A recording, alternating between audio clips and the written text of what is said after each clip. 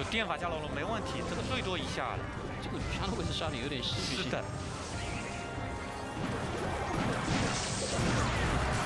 现在已经开始突破黄家巨人，都要翻命了。没有什么太好的办法，也是可以提前恭喜到力量哥。 把比分扳回了1比1平总比分，就力量哥还是没有辜负大家的期待啊，就无数次的拯救队伍于水火之中。现在小陈只需要无脑蹦就行了，因为对面不好解力了。墓园，毒药。哇，女枪的地狱龙，我的天，地狱龙！我以为要直接说他吸到了这个绿巨人，再吸一下骑士，能把骑士吸掉吗？好像能吸掉。 这波毒没问题，女枪没毒掉，而且女武神的位置小，这下吃了，还行吧，还行，还好，只要没进塔，没进塔。这小陈这波失误还是要稍微稳一下啊，这虽然优势巨大。女武神直接下桥头，这里自毒吧，直接自毒还行。这波稳下来就好了，稳下来之后下一波就可以组织一波进攻了，甚至还有20秒可以不用进攻，还是选择直接进攻吗？ 可以，能够摸到就可以，只要能摸2下就血断。是的，补一手雪球，但是基本上应该这里斩杀了，这里恭喜小陈，也恭喜小陈，也同时恭喜 Nova 2比1赢下了 Five Gaming， 也是一个让1追2。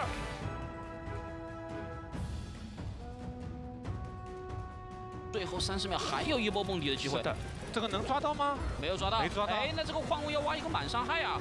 而且现在这个要下牢笼，没牢笼吗？能撞到吗？差一点。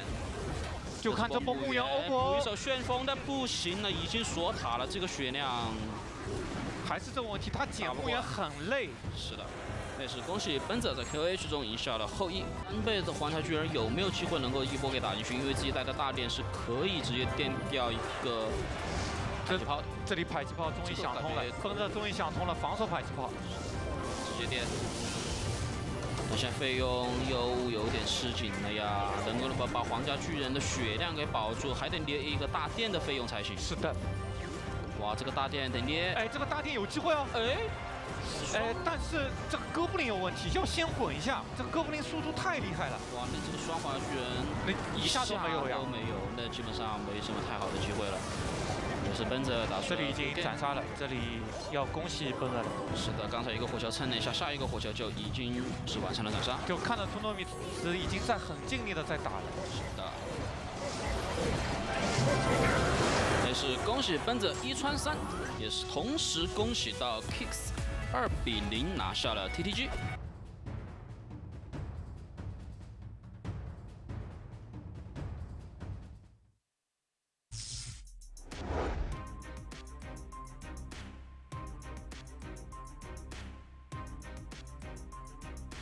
他后排比较难教，教下青龙吧，下青龙。哎呦，这个渔夫一勾，哎，哇，这打点非常漂亮。那这个石头好像能打很多塔血。对，基本上大概进来说大概要补一手滚木，强行哇，这滚木不教的话，至少600亿。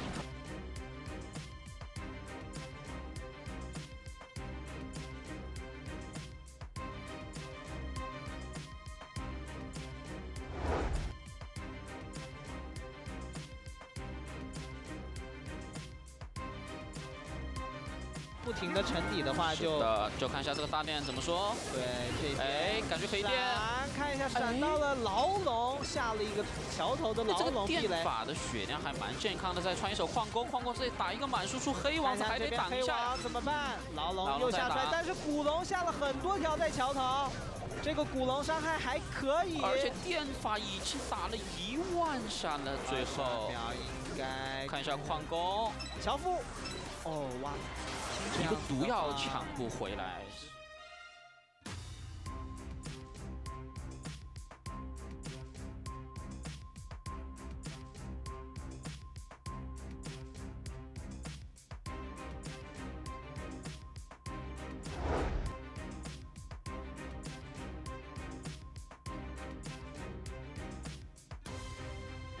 洗脸吗？顶着脸？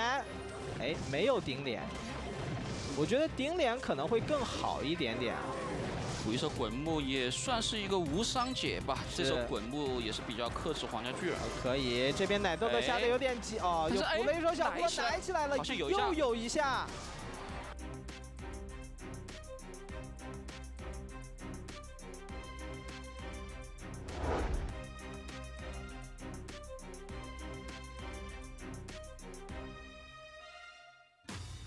这一波矿工是好像挖了一个超额的伤害啊！矿工还在挖，矿工还在挖，怎么说？这边应该是要反蹦吗？蹦一个满血塔的话，还是得蹦啊！左边屏幕吗？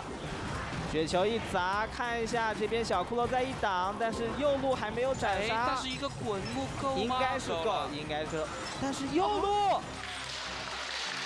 我惊了，好吗？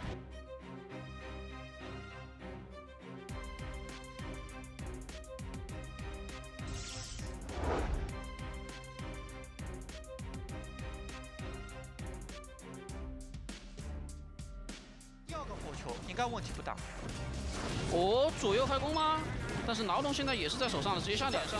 这里还是有火球，好像有点危险呀！来豆子来起来了，看一下应该打不赢绿巨人。哇，这个拳击手真的猛！是的，接得非常的艺术。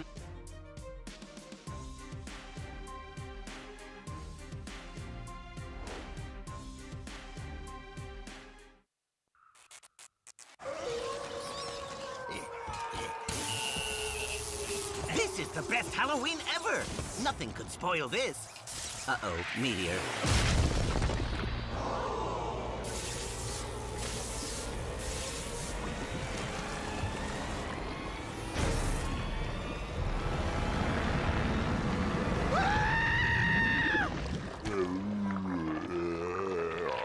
I'm sorry, what? I don't speak Gollum. Does anyone here?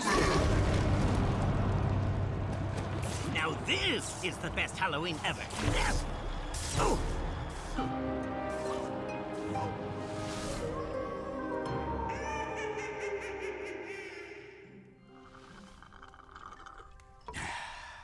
Good video. Very good. I do hope the Blue King loses in this next one, though.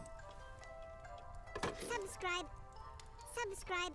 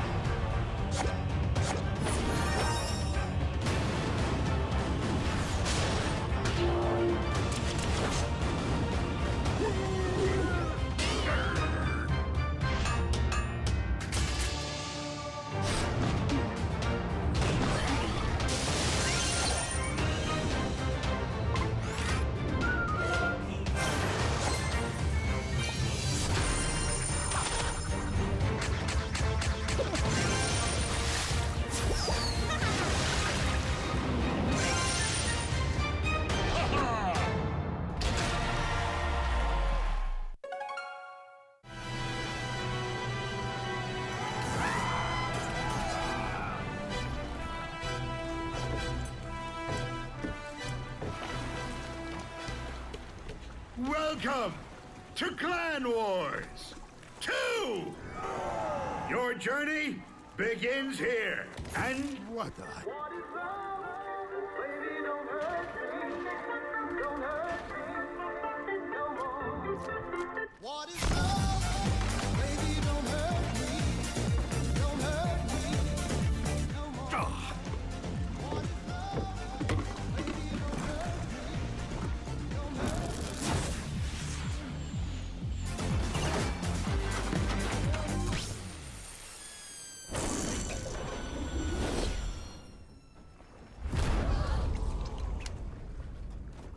Yeah!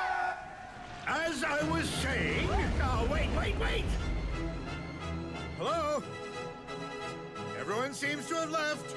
The king should never row himself. I'll just wait here, so send someone to get me.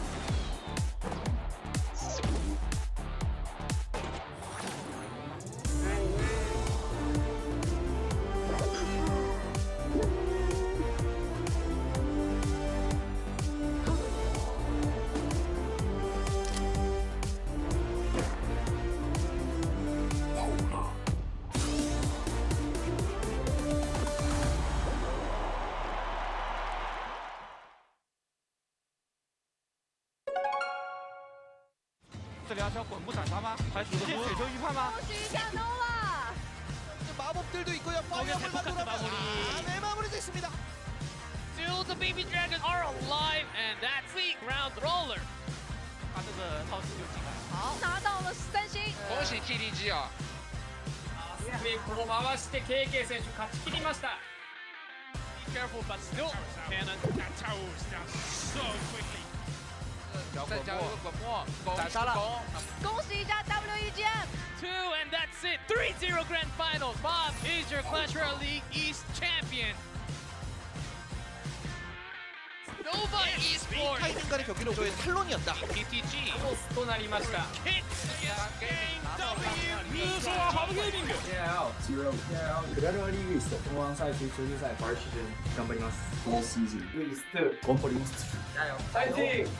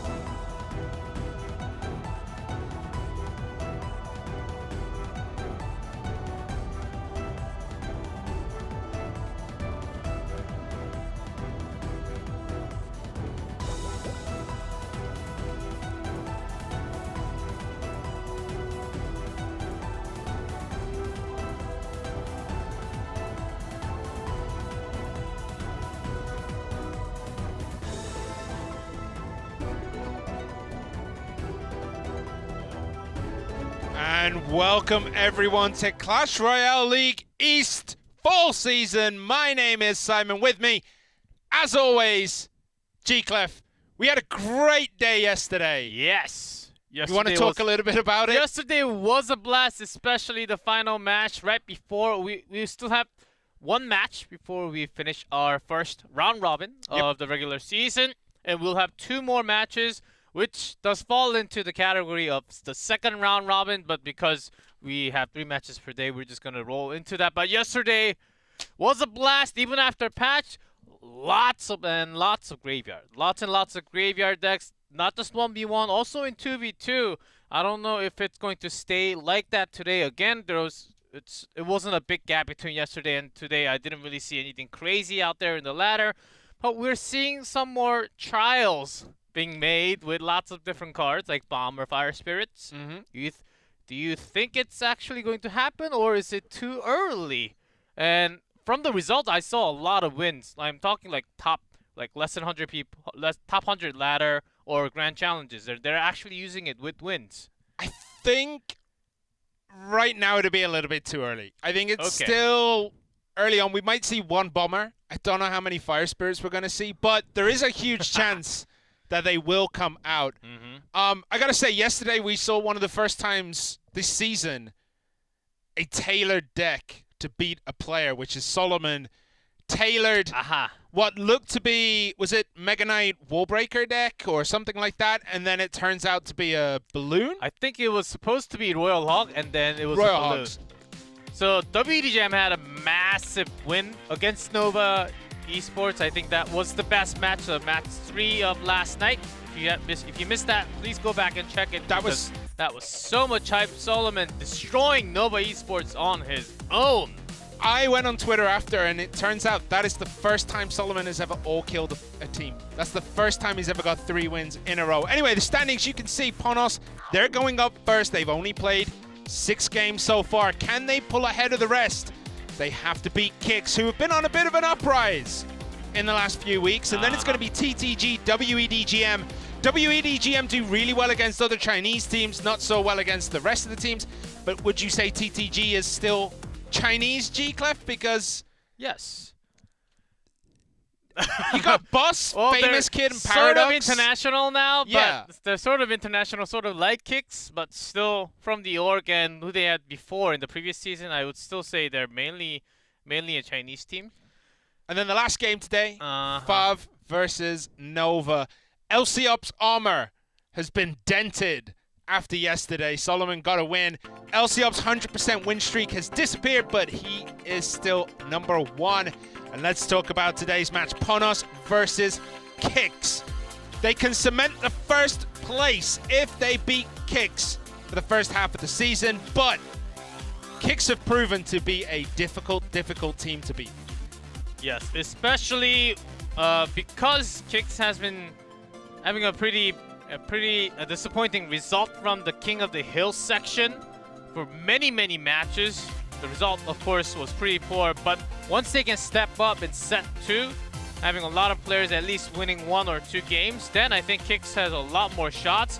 But just from week 3 and week 4, they had some bad matchups, bad games, but this is going to be a big fight between the two teams. Yeah, what's really weird with Kicks is like it felt like they were in a massive slump at some point, but they're 4-2. Like it felt like they were on a losing streak. They lost 2 games and then they're back into that winning format, and it's nice to see Kicks as a Kicks fan, but I just think Ponos are a little bit too strong right now. I mean, look at those stats. 5-1 in the season, 67% 2v2, 83% win rate. And you can thank Mugi for that because Mugi is an absolute weapon right now. So Mugi controls about 81% of that 83, right? It's 84% actually. Oh, his solo win rate. 84%. So who's dragging it down? Everyone else. Oh, man. But he is currently on a 9-win streak. But we saw Benza get an all-kill just last week, where he all-killed TTG. Finally going back to the mortar deck that pretty much made him famous. His motorcycle is just out of this world to see. And in 2v2, you can see that Kicks and Icelaw are at number 5. Whereas Ponos, Rad and Reiki, they're way up there, 2nd place. Yeah, Rad and Reiki, they've been a really good duo. For a very long time. For as long as I can remember, one of the oldest and the best duos in from Asia and continuing into East. And I believe that's going to be a very powerful weapon into Ponos because they're doing well in 1v1 anyhow already. Yeah. But they're 2v2. Doesn't seem like they're gonna lose anytime soon because they tried KK Yakitori once, but it didn't work out, and then never since. So they're pretty good stuck with Rad and Reiki Jones. But I think that's also another powerful weapon from Ponos. And Kicks, are they just going to stick with Light and Icelaw? I like them, but it's doing well actually. They had a bit of a rough start, but since then they've gone unbeaten. They lost 2 in a row. They lost to WDGM and Talon in the 2v2 set, but Icelaw and Light then went on to beat Jack and Katashin, Sado, Greed, Boss and Famous Kid. I mean, they've been on the rise in 2v2, so you've got to like putting them together, and they play really well right now. They've kind of got into that comfort zone of 2v2. Like 2v2, a lot of people, they take it a little less seriously, but when you actually get into the competitive scene, you find a lot of the other teams take 2v2 real serious. Like, I think Ponos has a dedicated 2v2 coach. Was it Ponos or Fav? It was Fav. Fav last season, Yes. Fav in 2019 had a dedicated 2v2 coach. And bans are in. It's going to be Lava Hound ban from Kicks and a Tornado ban from Ponos. someone listened to Simon. If you want to ban lava, just ban it. Don't ban don't things ban around Inferno Dragon. Yeah, like, don't ban anything around it, just ban it. Like, I know Inferno Dragon takes 2 decks out the pool, but yeah, especially Ponos and Fab, they've been both of the Japanese teams just loving to play lava and lots of bait, not just in 1v1, 2v2. I think the trend continues. So banning lava will always be a safe option, I think, the entire season, unless we have like a crazy lava balance patch, which I don't think is going to happen anytime soon. nah, it's a perfect card. It does no damage until it does. I think it's perfect. Anyway, we're getting down into this. Rad and Reiki against Light and Icelaw. Let's see how this one goes. Expecting bait? Expecting graveyard? What are you expecting, G-Clef? Bait. All right, cool. All right. Don't need to answer. Ooh. Ice Spirit timing. Got a decent chunk of damage in Yeah, there. 2 stabs each, I think. Nice lead for Ponos already from that scratch, or just from playing few cards. Look at this Dark Goblin just go absolute ham right now. It's going to take out the Fisherman too, or at least get it down. Yeah, That Dark Goblin maybe got so much maybe value. Kix had no log to really use anything for that Dark Goblin. And also the second Goblin Barrel got few stabs into. Kix not off to the greatest of start in this 2v2 because we know how difficult it can be to play against Ponos, but this is a good graveyard timing here. Mega Knight is up front. Dark Prince is actually tanking for the tank, but Dark Goblin at the back saving the day. But that's still a decent chunk of damage, and Kicks are right back in it. Yeah, real good, as the Mega Knight was still pretty healthy when it was going across the bridge. Hunter placement, you would be wondering why there, but it was because the opponents, they didn't have too much elixir, and they wanted to get the death damage from the bomb tower onto both Dark Prince and the Mega Knight, so not bad. Do they have a log? It's going to come down now, if it's going to come down at all. Nothing coming down. Heal Spirit trying to take out those skeletons, but still taking a good 500 damage here. Which means that Kix, I think they have to have poison and a freeze. They're hiding few spells intentionally. Well, Ponos will know that because Ponos, they have 6s, but that Dark Prince gets a huge connection on that bottom left-hand side. That just catapults them into the lead. One Dark Prince is enough here. Ponos trying to look up some chance left or right, so their Goblin Barrel or their Skeletons can land, but it's not happening anytime soon. The delivery actually blocking the Barrel and the Dark Goblin pretty well. Oh, that Mega Knight getting a massive connection on those Goblins, instantly deleting them. We're going to see the Graveyard come in here. The Ice Spirit playing against Ponos there a little bit because it allowed the Mega Knight to jump across the bridge, but he's just going to walk away. Dark Prince defending. Archers at the back. Fireball comes in, but that's a lot of body coming down the lane right now. Ooh, Fireball into the Archers, but the bridge is pretty much clogged with the Baby Dragon. And the Mega Knight got a connection. This Graveyard is doing so much damage. Spear Goblins are there, but just not enough against that many bodies of Skeletons. So that was big damage, only 299. 2 double poison, Fuse Small Ball is going to finish it. Ponos, they need to put in damage now or never. It seems like Kix, they have handled game 1. But both towers for Ponos are real low, and there's the freeze. The Hunter's gonna survive, but I don't think it's gonna be enough. 69! It's gonna survive on 69. Yeah, single Poison will poison. finish it. Kicks take game 1 here in a very convincing fashion. What happened to that bottom left tower? I was focusing on the Graveyard on the right. Something got a huge, another huge connection on that bottom left-hand side. We'll wait until we see it again. You're not talking about Dark Prince. No, the Dark Prince did about 1,000, and then it went down to 800. Something else connected down on that bottom left that I maybe a fisherman just walking down the path, but because Kix, they took some initial hit from those Goblin Barrels, but they had lots of big, heavy elixir units like the Mega Knight, the Dark Prince to push it through.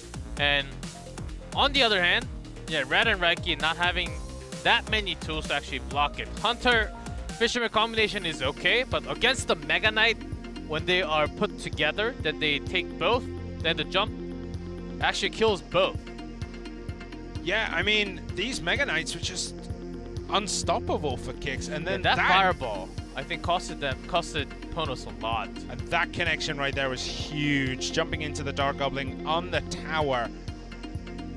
Yeah, you're right, that fireball... If it had been on the double Mega Knight and the Dark Prince, then taking care of the Graveyard could have been a lot easier.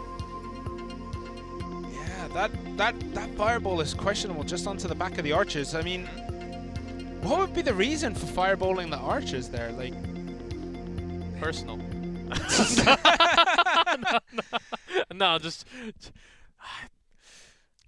If that had been on the clump of troops, I think you're right. They would have been able to defend that a little bit easier. A little bit easier, and they took more graveyard damage because of those because they had trouble taking care of those big bodies first. Archers, they were coming down, but it was going to be a lot.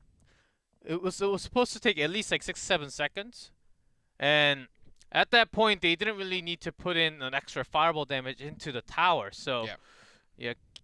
So I think that was a big moment where they actually needed that 4 elixir in defense. Yeah, instead 100%. of going offense. 100%. The extra damage is nice into the tower, but there was a big ball coming down your lane, and your opponent, when your opponent's playing graveyard, if they have that many hit points coming down the lane, you know you're susceptible. Spending that 4 elixir is a questionable choice. Yeah, even if fireball doesn't like kill them because they got a lot of hit points, but still, when you have that many chances, I think that was one move that Ponos is going to regret after playing game number 1. But it was a good game for Kicks. They took some hits, but they knew, okay, unless we take like 1,000 damage from like a Goblin Barrel or the Skeleton Barrel, which we are okay. We have the Bomb Tower, we have few spells, but no Log, no Bar Barrel, so we have to take some damage. Like, let's keep it to minimum and then bring more damage because we have freeze, we have graveyard, we can connect 1-2 and then win the game. Yep, I think that's literally it. Nothing you can say against the way that Kicks played that. It was pretty much a flawless graveyard game. What do you think we're going to see in game 2? Do you think we're going to go back to Giant Skeleton, Royal Giant?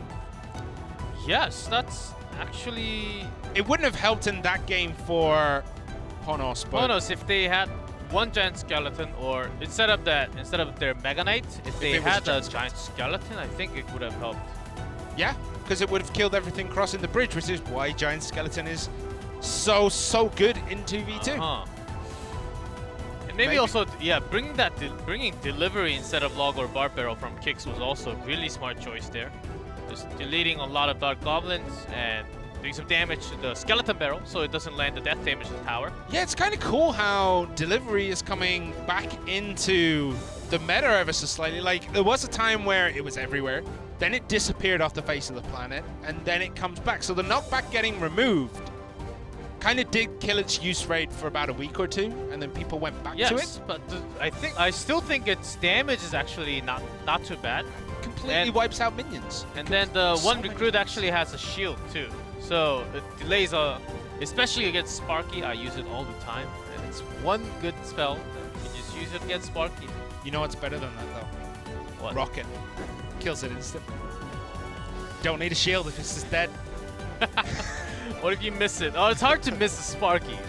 All right, so we're going to be getting into game 2 very, very shortly. Do you think we're going to see anything crazy in this one? Yes, I think Ponos goes back to Balloon. You reckon? Yes. Lumberjack Loon? Lumberloon? Maybe Lumberloon, maybe just Minor? Raged Up Loon. Minor Loon's also okay. I think they're going to go bait again. You think so? Yeah. Well, Kicks are bringing the bait this time round, and a Hunter played right at the back is just going to clean 90% of that up. And P.E.K.K.A, 3rd time this season it's been used. Including 1v1. Yeah, including 1v1. The first time, I believe, in 2v2. The other times it has been used in 1v1 by Hajime. Oh. Found that out yesterday. That's good memory there, man. Ponos holding a cage. Okay, let's see how that deals with the skeletons. Good heal connecting into P.E.K.K.A and the Dark Prince. P.E.K.K.A does go down. The first Dark Prince is also going to suffer a similar fate. Ram Rider does a deceptive amount of damage with those bowlers.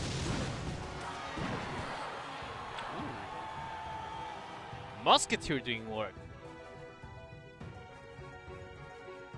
Yep, everything's pretty much even. Reiki does have a little bit of extra elixir compared to his opponents, but yeah, there we go. One ram against the Bomb Tower and the other ram against the Mega Knight spawn. Or Kicks if they have Log or Snowball, that can be okay. But the Fisherman trying to activate.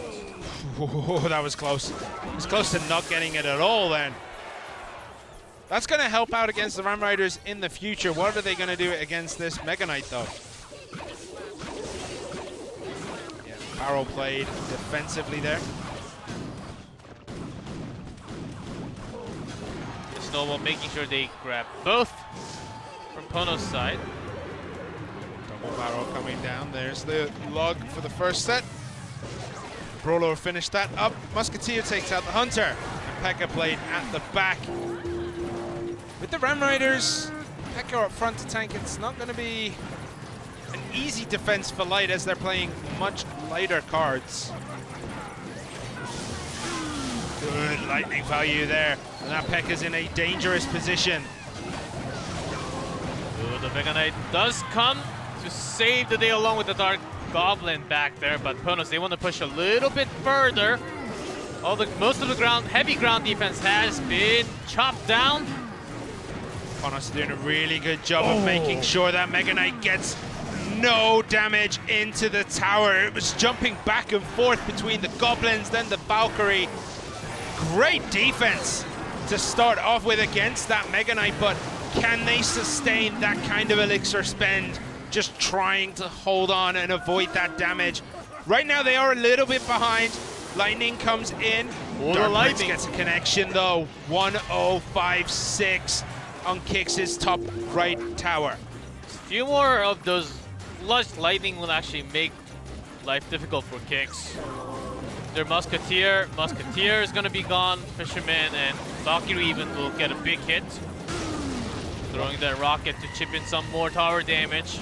Yeah, you hope that it's chipping in damage and it wasn't aimed at that Dark Prince, because that would have been a disaster if that was their target.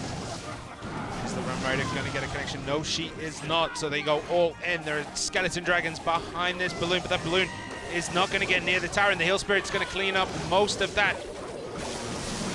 Lightning comes in. A couple of stabs getting through, but nothing really huge. Top instead, 572 remains. Fireball, few more lightning is going to do it for Ponos. They just have to hold on, take minimum damage. Log is going to be a perfect defense against the Goblin Barrel. Lots of units actually clogged up. Hunter's doing some work, but it's not enough. Oh, or is it? I mean, Kix have the advantage so far if you consider that they're just getting connections in, but the Fireball will finish it there for Ponos. And we're going to get down to game 3. Very back and forth game there. Very back. Log and Lightning also becoming a clutch spell in this case. Taking care of bodies were okay, but one unit that Ponos really had to get rid of was the Musketeer. And Musketeer, whenever it was spawned, it was instant lightning. It was basically gone the moment it was deployed. So in terms of defense Kicks, they were having a tough time. Remember that on top left, they were basically dropping one by one bomb tower right before the tower reach. Skeleton Dragon right before the tower reach. So Kicks, they were actually having a tough time while taking the lightning damage to the tower every single cycle. Yeah, and it was just so hard for Kix to break through. You got the Pekka up front, you've got the Mega Knight, the Dark Prince. There's just so many bodies for Ponos to try and... It was so hard for Kix to break through that defense. Yeah, Ram Rider didn't really too much except for that King Tower activation moment. But still, the other units were able to connect a few more damage, mostly spells from Fireball and Lightning. It's essentially spell cycle help win this one for Ponos. Hey, look how much Pekka's actually tanking. And the Hunter's just putting out bullets. Yeah, that's what Pekka's good for, man. It just lives forever. And you just can't really break through it with much kind of... With what Kix bought, there was no way they could break through a Pekka on defense with something like the Hunter on behind. Like, what could they have done? How would you beat that with the Hunter behind?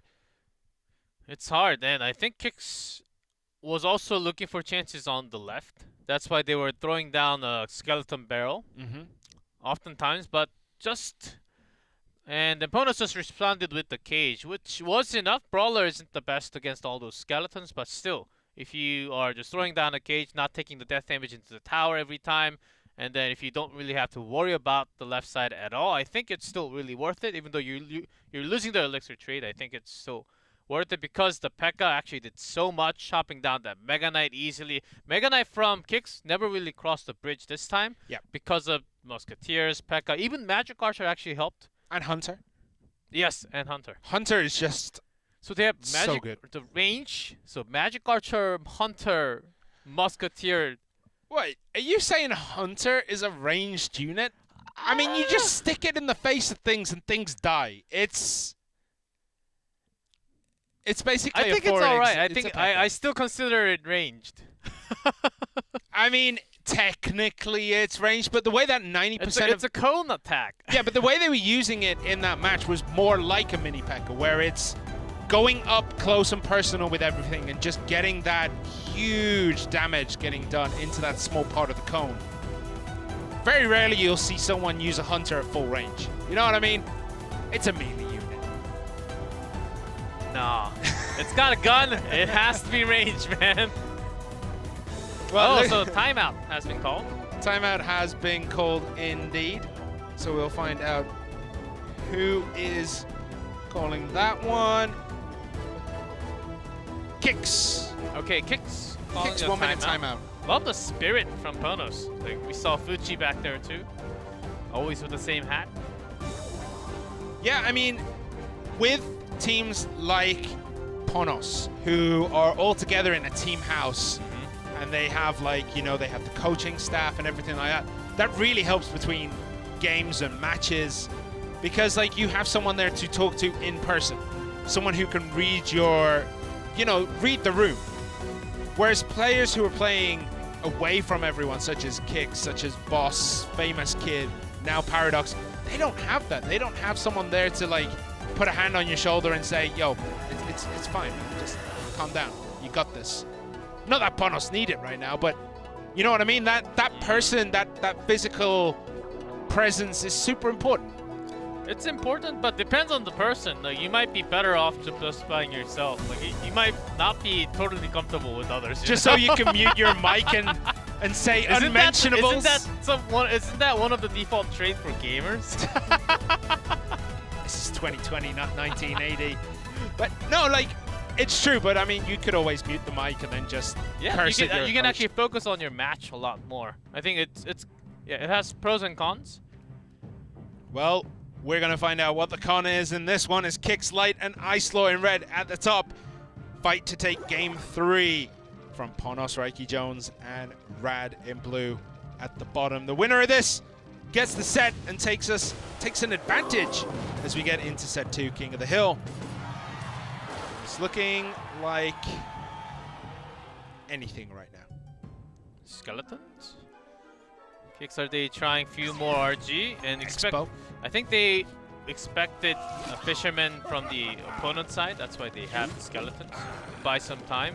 Yeah. And finally Loon time for Ponos. It's looking that way, but That's we have seen a few. Yeah, it is going to be Lumber Loon. But we have seen a few weird. Lumberjack, yeah, that was a nice fireball freeze. That's always the danger of when you put archers and musketeer down like that, because that's actually dangerous. Wow, that could have been a disaster. That defense, how did they still hold on to that? Defensive freeze and That's a bomb insane. tower, and defensive snowball too. So good spell cycle from Kicks. So we were talking, I think it was yesterday. When Oh, we the heel spin! Whoa! I was going to say, we were talking yesterday about the benefits of splitting archers and musketeer between 2 players or keeping them on 1. We saw there the issue of when you give it to 1, there is a chance of stacking them all up and a fireball comes in and just ruins your day. You're right about that. Archers, musketeers. The musketeer went in between the 2 archers. And that's 7 elixir for just the 4 on the fireball. I mean, that was... Oh, plus the freeze, so... And the freeze as well, but the freeze wasn't needed to take out that chunk, you know? Well, Giant Skeleton it is for Light and Ice Lord, which means probably RG behind this. And recruits to buy some time and take some less damage from the bridge. Poison will take care of most of the things on the left side. But that right side, there's 2 recruits now getting into that tower. Gonna get a couple of hits in there. And 1 Skeleton Dragon will take out the Mega Minion in the sky. Near enough. Tower hit. All right, how are they gonna defend this balloon? Is that bomb tower not pulling it? It's not pulling it. Defensive free. Snowball to get it out of the way. Would have been nice to push it back towards that bomb tower, but another slight mistake from Kicks in the defense of these Lumberloons. I think they had to take the death damage. They did drop another baby dragon, so a lot of defensive elixir spent from the spells there. Bomb tower is good this time. Musketeer is there to try and save the day. The snowball pushed it into the tower! And that is that. Ponos take game 3 and close out the 2v2 set. A couple of errors on the defense of those balloons. There was a lot of panic every time that balloon and the lumberjack were coming in because they misplaced the bomb tower. They misplaced the archers and the musketeer. There was a few errors there from Kicks that eventually cost them the game. I think it was supposed to drag if it wasn't all. If the balloon wasn't pushed a little bit further to the side. I think it was pushed by one of the air units. Probably the Skeleton Dragons from Ponos that they placed before. So great play, and I like the fact that after a really good defense, but still Kicks, because they used a lot of elixir, Ponos kept on pushing with balloon again and again. Yeah, that defensive freeze there, but the Heal Spirit comes in and you're like, well, this is bad news bears. Snowball saves the day, Baby Dragon 2, and the death damage. And you're like, that's a lot to spend on the defense of 1 balloon, but it was a big attack. Fine, cool.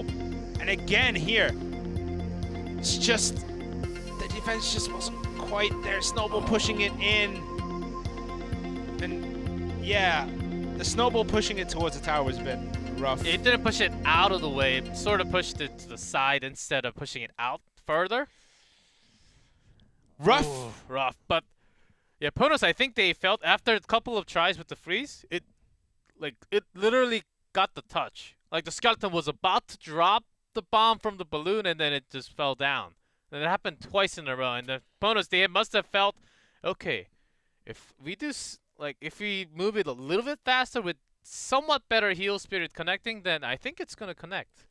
They had to get that feeling. They had to. I mean, yeah, I think there was so much panic around the defenses from Kicks. Yes.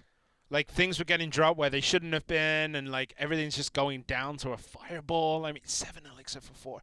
And sure, you got the freeze, but that freeze is also there just to get your balloon to the tower. Bomb towers played probably could have been placed a little bit better. There was that one that got through completely. It just ignored the bomb tower. I mean, it kind of all went wrong in that 2v2, but that's done. It's time to get into the King of the Hill. And this is where Kicks probably face their biggest challenge because we know Mugi is probably going to be in here. It could just be KK again, but Mugi and KK right now, in terms of current form, are looking unstoppable.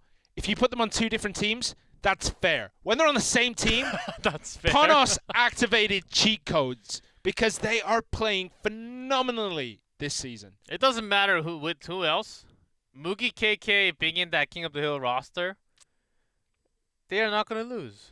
It's like those games where you're like, oh man, I finally like you beat the one final boss, you've took it down, Mugi's out the way.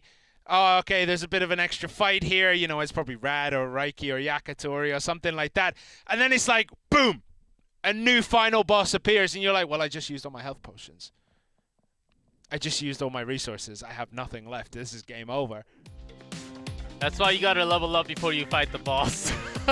You gotta max level 99 and max level gear up and do everything before you encounter the boss because you don't know what the next phase is going to look like. Well, currently Mugi is on a 7-win streak in terms of King of the Hill. 9 overall if you include the 1v1. So number 2 on that list is most likely going to make an appearance in the King of the Hill today. Or at least we hope, because I want to see it again. Benzer kind of coming back, had an all-kill last week.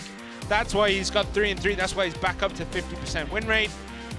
Islaw not doing particularly well, but only been used once. Light and Yuya actually performing pretty well for the team. It's been a good King of the Hill season for Kicks in some ways. Yeah.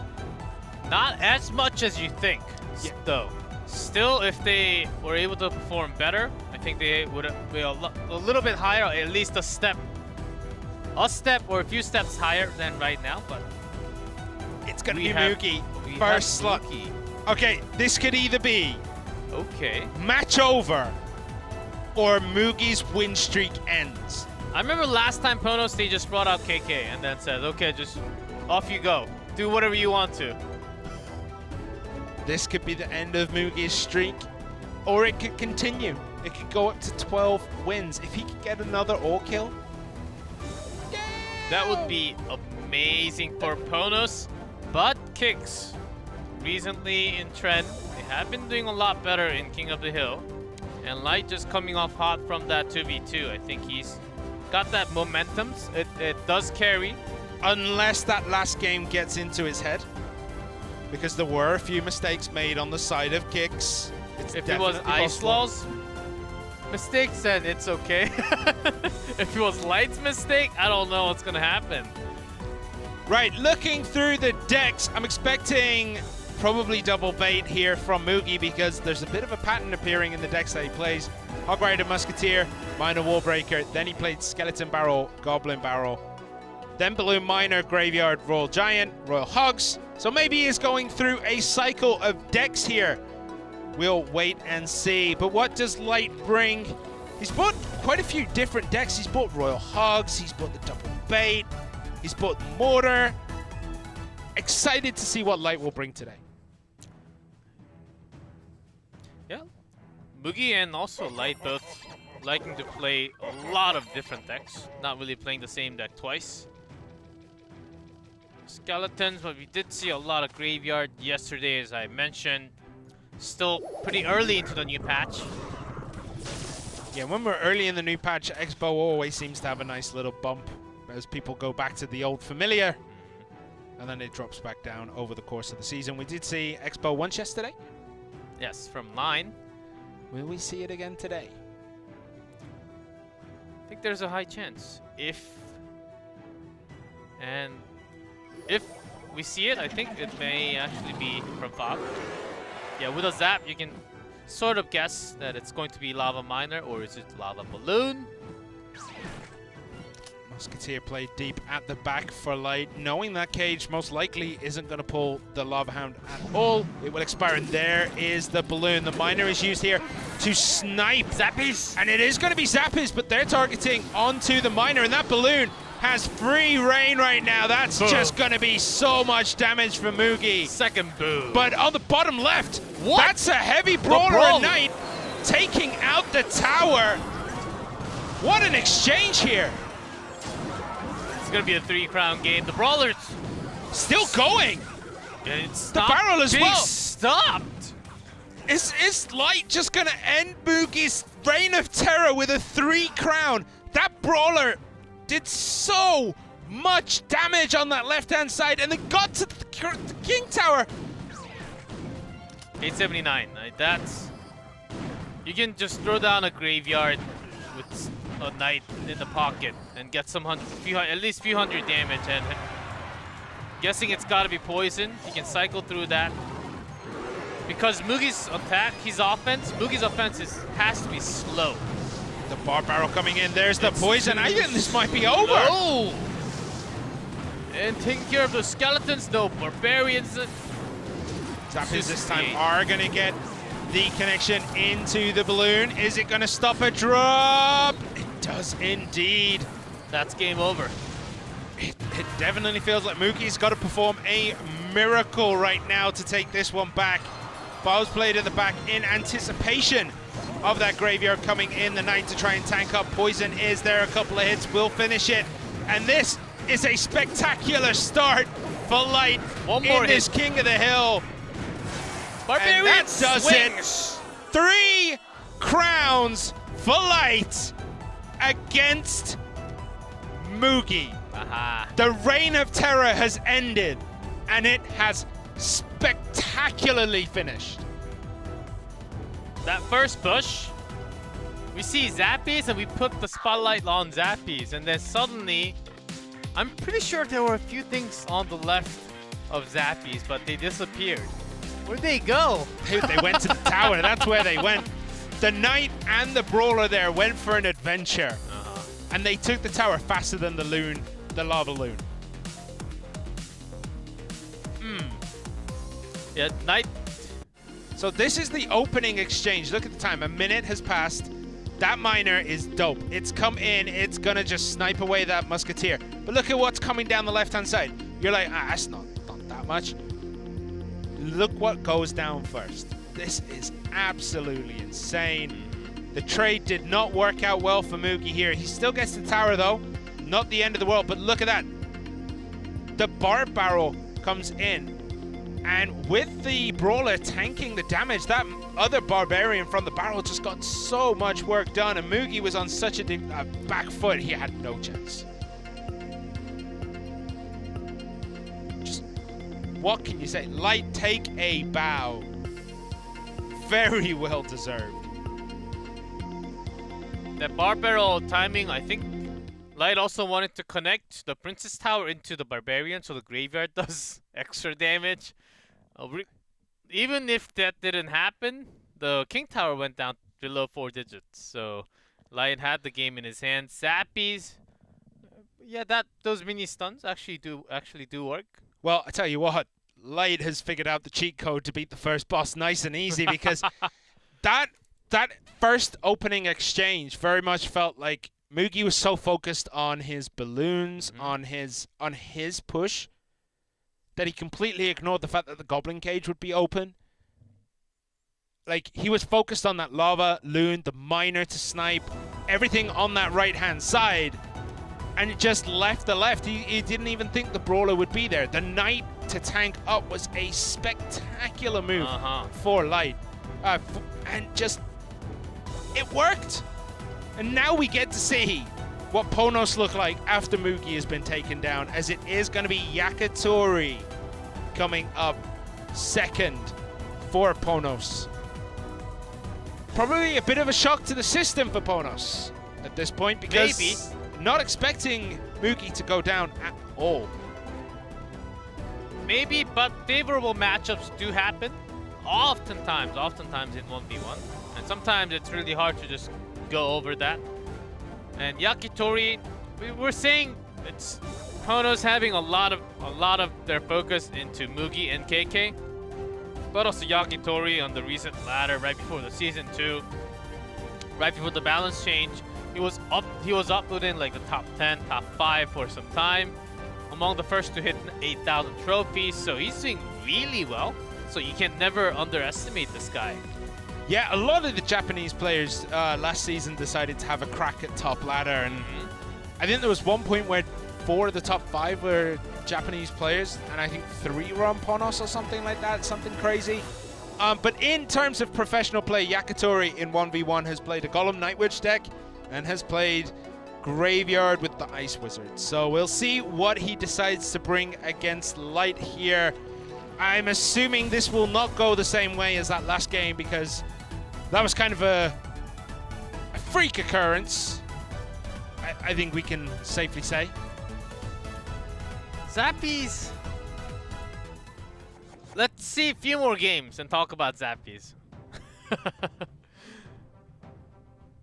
Still really good against charge, against balloons like those air units.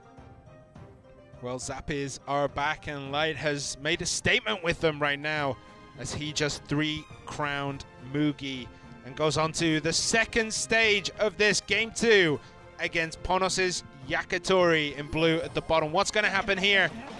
Another Goblin Cage comes out, and this time Yakitori doesn't make the same mistake. You can see the smile on his face. He's like, all right, this guy learned his lesson from the last game. Is it going to be a similar matchup? How about with a baby dragon? I think Light brought something else. There's the E-Wiz to reset that nice and easy. I think Light kind of anticipated what his opponent would be bringing again here. But does he have something to take care of all of that? And the answer is absolutely he does. But it's all level Peggy in terms of Elixir right now. With the baby dragon knight. Still a different combination with the graveyard. Is my guess from Light. With the Hunter, it could be as well. The Barbarians played at the back. Do we have the Graveyard coming in? We do not. Baby Dragon played up on the back. Zap again here as the spell. There is the Graveyard. The Inferno Dragons there. It's distracted by the Skeletons. The Skeleton Dragons coming in, trying to get some damage. But yeah, I think the Graveyard here is good. The Poison as well. And that tower is down about 700 hit points. Yeah, that's good enough. And you also got those dragons in the air. So good poison use value into the tower. So Light should be really happy about that exchange. Immediately loading. Light trying to use the best for the fact that Yakitori doesn't have any other ground defense. And Yakitori can't really have a defensive miner. It's going to throw him off. Well, that cage is played up very high, and what that does is that allows that Hunter to get an absolute face full of that balloon, and that is an incredible defense so far. But how is he going to stop this Skeleton Dragon? Another Hunter. That cycle is insane. Arrow's not really working out too well in this case. But that Inferno Dragon might get a hefty connection. The Barb is a little bit too slow, and that's a very healthy Inferno Dragon. Can he stop it? The E-Wiz in time, but still takes a huge chunk of damage, and that lets Yakitori back into this one. The E-Wiz saving the day. Could have been game over. Just before the overtime, Hunter doing his job, doing a lot of work on that lava. The miner comes, and Princess Tower locked on. Yeah, One balloon is coming in, and that Inferno Dragon again is dangerously close to the tower. Arrows comes in. Is that balloon going to get stopped in time? The EOS, oh, the cage played at the right time. Will Yakitori be able to stop this? He should have barbs. There we go. Graveyard is down. He wanted to split it among those units. The Baby Dragon doing a lot of work along with the Brawler, but the Skeletons are coming. Brawler still there. Baby Dragon connects, and I think that's game. One punch, 76, 53. I don't think the poison's going to be enough this time, and it is! Light takes game 2 against Yakitori. Light absolutely ripping through the Ponos front lines right now, and now one would assume it's going to be KK. Yeah, Light getting... It's not just Light getting the favorable matchups, and knowing that Light has been throwing just a naked knight to the tower, bringing it down by 1,500.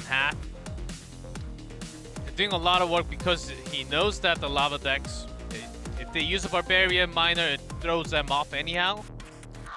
And Yakitori...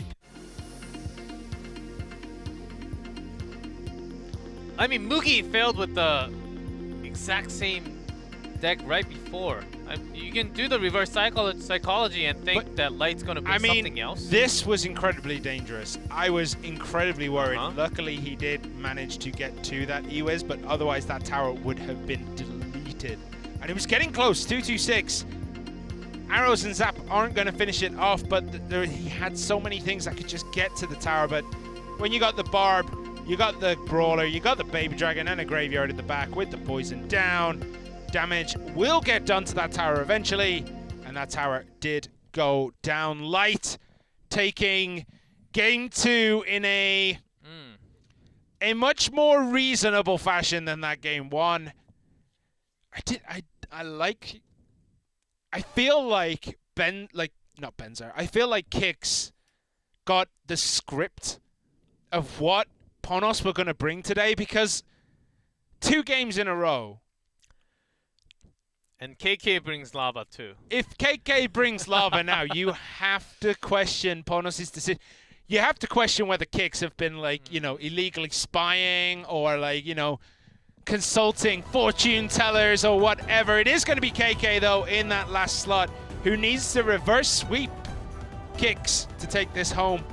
But if Light wins, we go down to a set 3. That is true. KK needs a reverse sweep to finish this 2-0. Well, Light today. Okay, game 1, game 2. In terms of matchup, Light had a easier time trying to land those wins for himself. But KK is a different player. I think he's slightly above other players, along with Mugi from Ponos. So Light cannot take him easily. And I think Graveyard is okay playing it again with a different version. I mean, he could just play the same deck again and hope that KK brings Lava, but I doubt that KK would bring the Lava Hound deck. Even if he brings the same Lava, I think bringing the Fireball is a safer option. I don't think Arrows did too much. I mean, this season, KK has not played Lava Hound. He's played the Royal Giant, he's played Graveyard with the Bowler, he's played, like, Splash Yard with Valkyrie, he's played Loon Miner. But that's mostly it. He's played a lot of Graveyard this season, has KK. So, looking at that, I'm expecting more Graveyard.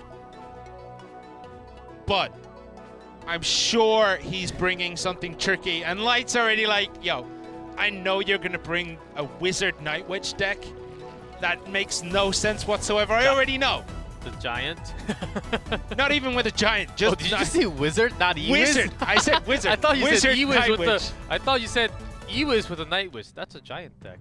No, Night Witch Wizard. Anyway, okay, going into game 3 here. Light is bringing Wall Breakers, and KK is bringing Hog. This is going to be a perfect time EQ. Heck of a bloody match. Denied, though, that Hog Rider. And look at the damage that Miner's getting done. On the bottom, they're getting reasonable exchange there. And in terms of Elixir, he's up by 2, pretty much. Yes, because KK started off using 1 more from Log Skeleton against the Wall Breaker. KK leaked 0.6 Elixir. That's a lot. Yeah. Especially against a Miner Wall Breaker deck like this. Is it gonna get a connection? It is not. No EQ this time for KK. He just doesn't have the Elixir for it to put it down early. And that Hog Rider once again is shut down. And Light has a stonking advantage right Against now. the bomb tower, it can be hard, but KK, his defense has to be perfect every single time. Hog EQ 7 Elixir combination for a bomb tower, and you do about 200 damage to the opponent's tower directly. But if you're spending 7 for that attack with no Hog Rider hit, then it comes to bite you often. Nothing this time though. So he's gonna eat a lot of damage. I don't think Light meant to play that Miner there. No, I think he was going for the right at the front of the tower. I think he was going for a counter there. And that log was stunning from KK. Managed to knock the Miner back so that the Knight targets the Wall Breakers first. And just like that, it's all changed. From looking at the Ewiz in Light's deck, I think maybe he was expecting KK to bring this deck with the Inferno Tower instead. Instead of the Bomb Tower. I know the Inferno Tower version isn't as popular right now, but that's probably why you would bring an Ewiz if you're expecting this kind of deck. And Ewiz saving the day to no hog it, but still the damage from EQ has been chipped in most of the time. Miner not doing as much as a spell now. Bomb Tower played up front, no EQ this time. There it is, finally it will go down, and that's just gonna delete the offense there. So we have Miner coming in at the back. There's the Wall Breakers. Knight is there, that's gonna clean it up. And Light just cannot get these Wall Breakers to connect to the tower. And it looks as though the Hog EQ deck is gonna get another victory in this competition. And this time against Light, who has ripped through Ponos' front lines. Oh. And that's that. And with the push from the bridge, Hog actually goes straight through to the tower. Light had a couple of times where he was up in Elixir. The problem is when he was playing that deck, he really couldn't take advantage of it as much as something like a Graveyard. Like Graveyard, you get an Elixir advantage, you're taking half a tower. With the Minor Wallbreaker deck, he couldn't really express that little advantage he had. KK just had the right tools, and Hog Rider is just, when it's in the hands of someone like KK, it's so hard to deal with. So, the deck that Light brings, usually it's 2.9 with the Musketeer instead of the Ewiz. So, and no delivery. Instead it's a log. And that's why it goes down to 2.9. But because of that Ewiz, he kept it from no hog hit. But because of that, Light actually ended up using more elixirs and less chances of connecting those wall breakers in this matchup. Why do you think he would bring the Ewiz in this deck? I think he was still considering potentially another balloon deck. Not with the lava in this case, like a balloon deck or charge deck, not a Hog Rider though. That he can have an okay time. I think he does like to use a lot of Ewiz, like game 1 Zappies, game 2, 3 Ewiz. Maybe that's one hit, one key. Then he can be okay with. Okay. Even against the Royal Hogs, like he's got the bomb tower, and sometimes the bomb tower isn't perfect, but with the Ewiz Zap, that's enough. But didn't really see this type of combination with the Ewiz with the Wallbreaker Miner. In this case, not perfect. But I think he wanted to snipe onto some of KK's decks that he does like to bring, like some of the baits that KK loves to play on ladder, and also like the heavier beatdown version. If he has an Ewiz, then it suddenly becomes a lot easier. It does indeed, and we're going to go to game 4 between these two teams. It is going to be KK against... I was hoping it would come up then. It was I'm guessing expected. today is the day with Ice Law or Benzer. So Ice Law Benzer or Benzer Ice Law. Yeah, I'd hope so. I think Ice Law might need to come back into 1v1 just to get his footing down. But yes, that's what I was thinking, because from his 2v2 play, we saw a lot of Ice Law Light combination, and maybe that's the reason why Ice Law is not coming out as much in 1v1. It was my first thought, and it just continued. And it might actually continue today too, because we're having Yuya, and very likely it's going to be Benzer then. it could always end with Ice Law, we don't know. But Yuya is coming up. Yuya has played a decent amount of Royal Hogs, played Hog Rider himself with the EQ Bomb Tower. He's played Balloon Recruits, he's played Mortar, so anything is possible in this one. And if there's any player on Kicks who understands how KK would play, it is someone from the Japanese region who probably has been looking up to KK for a long time. KK has been in Clash Royale League since the very start. He started with Game With, moved to Ponos. Ever since KK raised the spoon, he was in Clash Royale League. It's been a long, long time. Before that, he was in like a rookie league or something. Before KK could beat himself, he was playing Clash Royale, just not professionally. All right, it is going to be KK versus Yuya. KK in blue at the bottom of the screen, and Yuya in red at the top. Japan versus Japan match. Technically, yes. In a 1v1 player setting. In a bar barrel. Possibly with the Heal Spirit Royal Giant.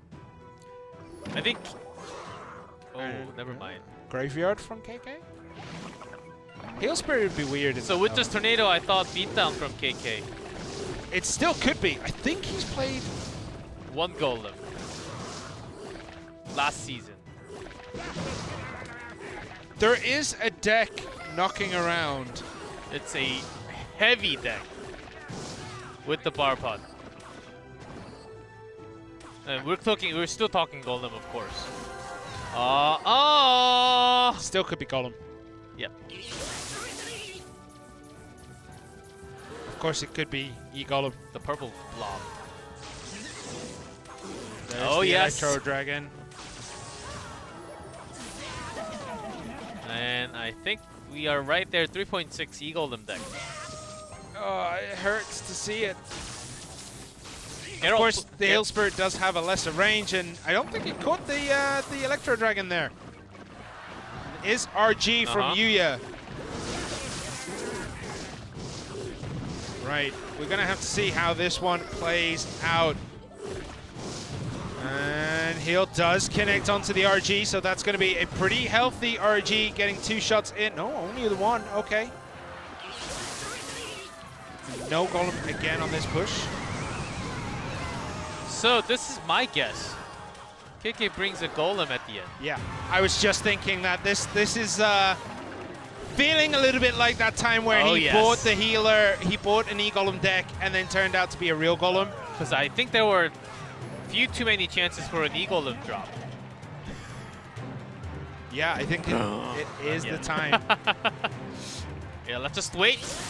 But it doesn't matter. I mean, KK is getting damage done without it, so... Yes. And he might just win without it, too. It is going to be Elixir Golem played right at the back. And building that one push to kill everything with a Bob Hut as well. 2 of them are going to pop out, and now we have what could only be described as, oh my goodness, a second. This is a death push coming in here. Fireball isn't even going to connect into the healers. Tornado to bring everything in. The E-Dragon is there. It is just raining electricity on everything. The heals popping left, right, and center. Yuya is trying to do everything he can to stop this coming through, but I just don't think he's got anything for it. He's got a lot, but it's not enough to defend perfectly. That was about 700 there. And his RG, okay, this is an okay push. Yeah, this is actually more than okay. I think KK's gotta have a really good fireball. Heal Spirit does connect. This is actually really big. Fireball comes in, and that is shut down. And it looks like KK is going to take this with what can only be described as cheese. Or E-Golem. No, it's cheese. All right. Okay, no bar butt for this, but a drag from Tornado. KK sort of lacking elixir it's still possible. right Actually, now. that might be it. This RG is getting a ton of damage coming through. One more hit. 76. Fireball will finish it, and Yuya has a chance right now. We were writing him off a little bit too soon. There's the Fireball, and that is it. Yuya takes out KK. King of the Hill goes to Kicks.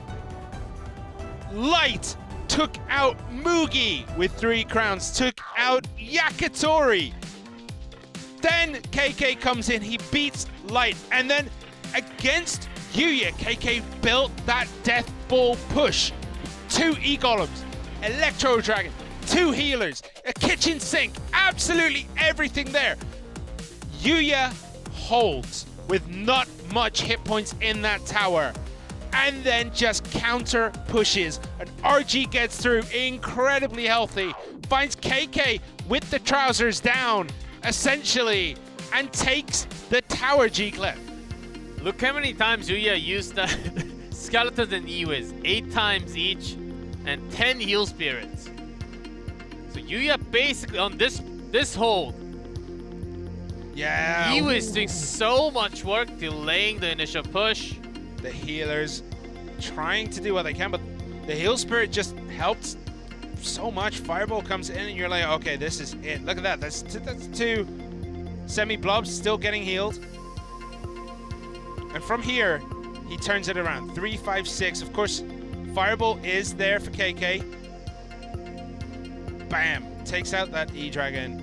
And that tower just goes down. And at that point, KK's got to be considering, like, all right, the cheese, it didn't work this time round. Yuya takes the victory. Wow. I was not... okay, Yuya holding that push, sure. I was not expecting Yuya to then go and take the game. Yeah, that timing, I think KK could have pushed at the same time, but Yuya got that RG down just a little faster, that KK couldn't really start his own push, and that Fireball getting the not E-Dragon down. I think that was a big moment. Without the E-Dragon, you can't really have the purple blob at the bridge. And without the E-Dragon, the push just becomes so much weaker.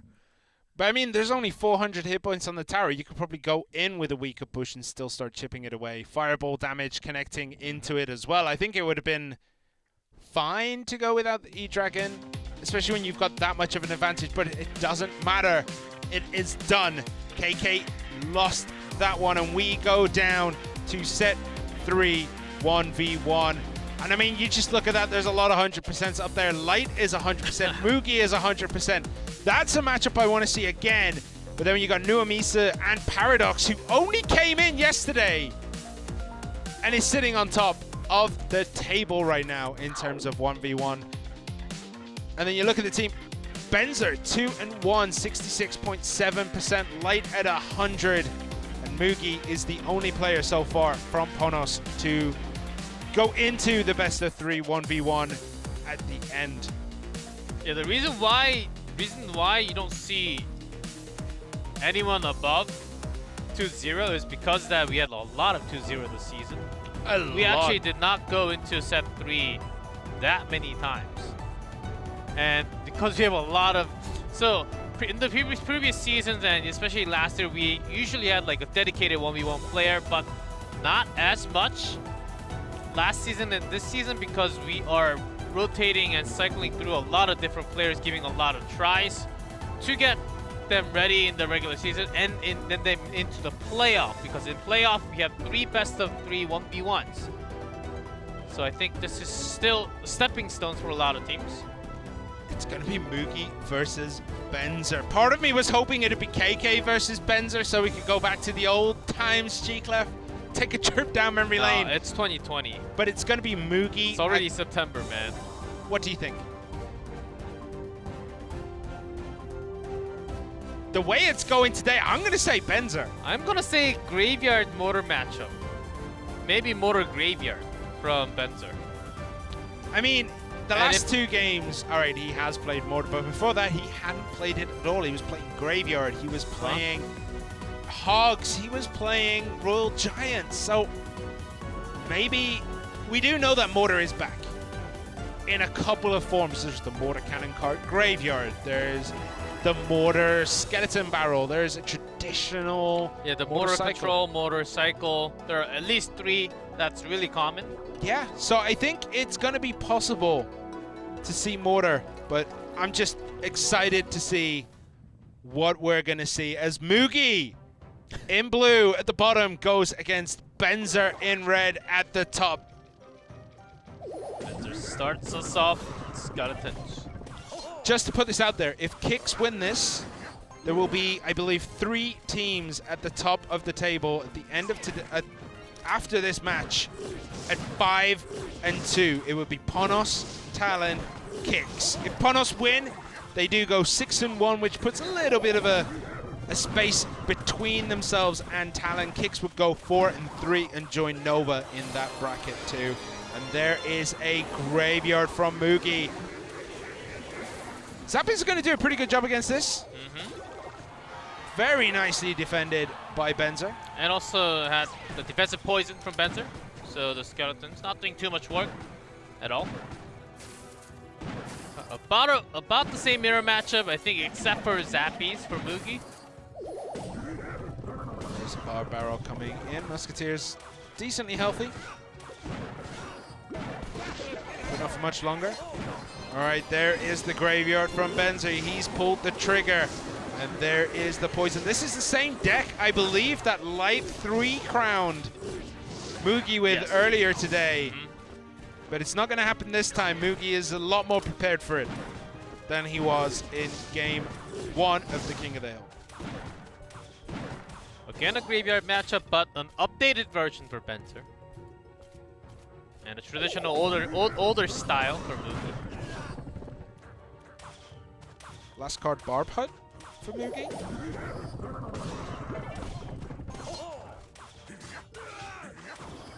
I mean, there's a few cards that you can Barb put Hut, in there, yeah, but Bomb Barb Hut Tower, does or fit. recent days we did see some cage. Just to make it a little bit quicker of a cycle. Yeah, I can see that. All right, defensive poison comes in again for Benza here. Just going to easily clean that graveyard up.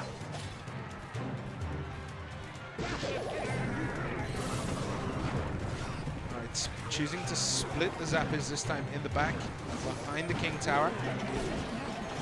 Cage does come down. Graveyard is down again. Good timing. And defensive poison is back in cycle.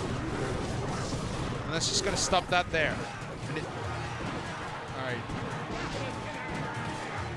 Oh, the Musketeer lock. 3 shots into the tower. That was big. I mean, this has been a close game so far, and it looks as though everything is going to be able to defend. But the Brawler doesn't get to the tower. It was close, but doesn't quite manage to get that connection needed for Benzer. Defensive poison down again. Doesn't need to worry about that graveyard at all. Unfortunately, the Musketeer did turn around. Ooh, again, Mugi's Musketeer is going to be the last Muskie standing. Has to throw down skeletons to block 1 shot.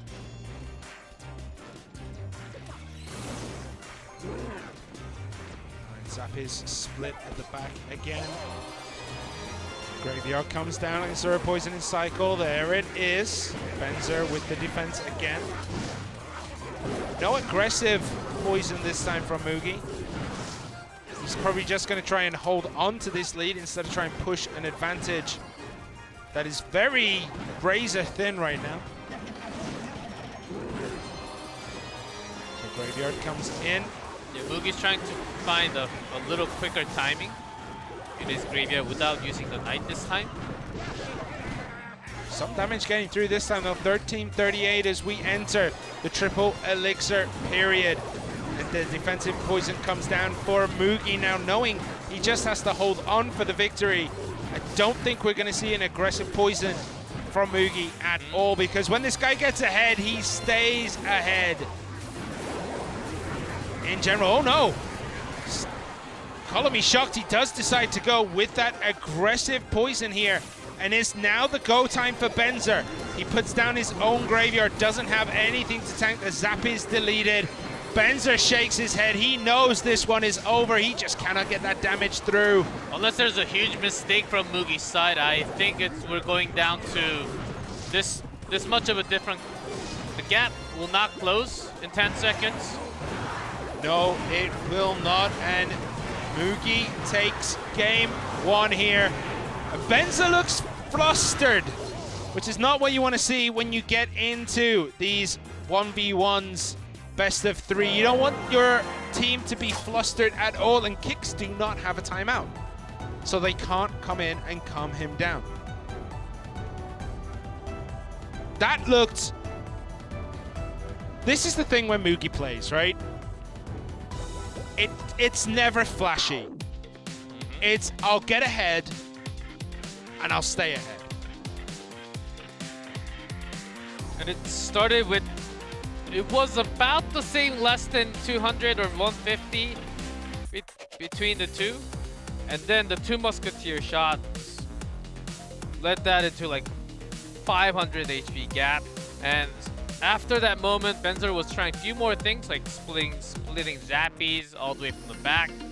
So when Mugi off guard on the left, then Benzer might have thought about throwing that graveyard on his own to the left side.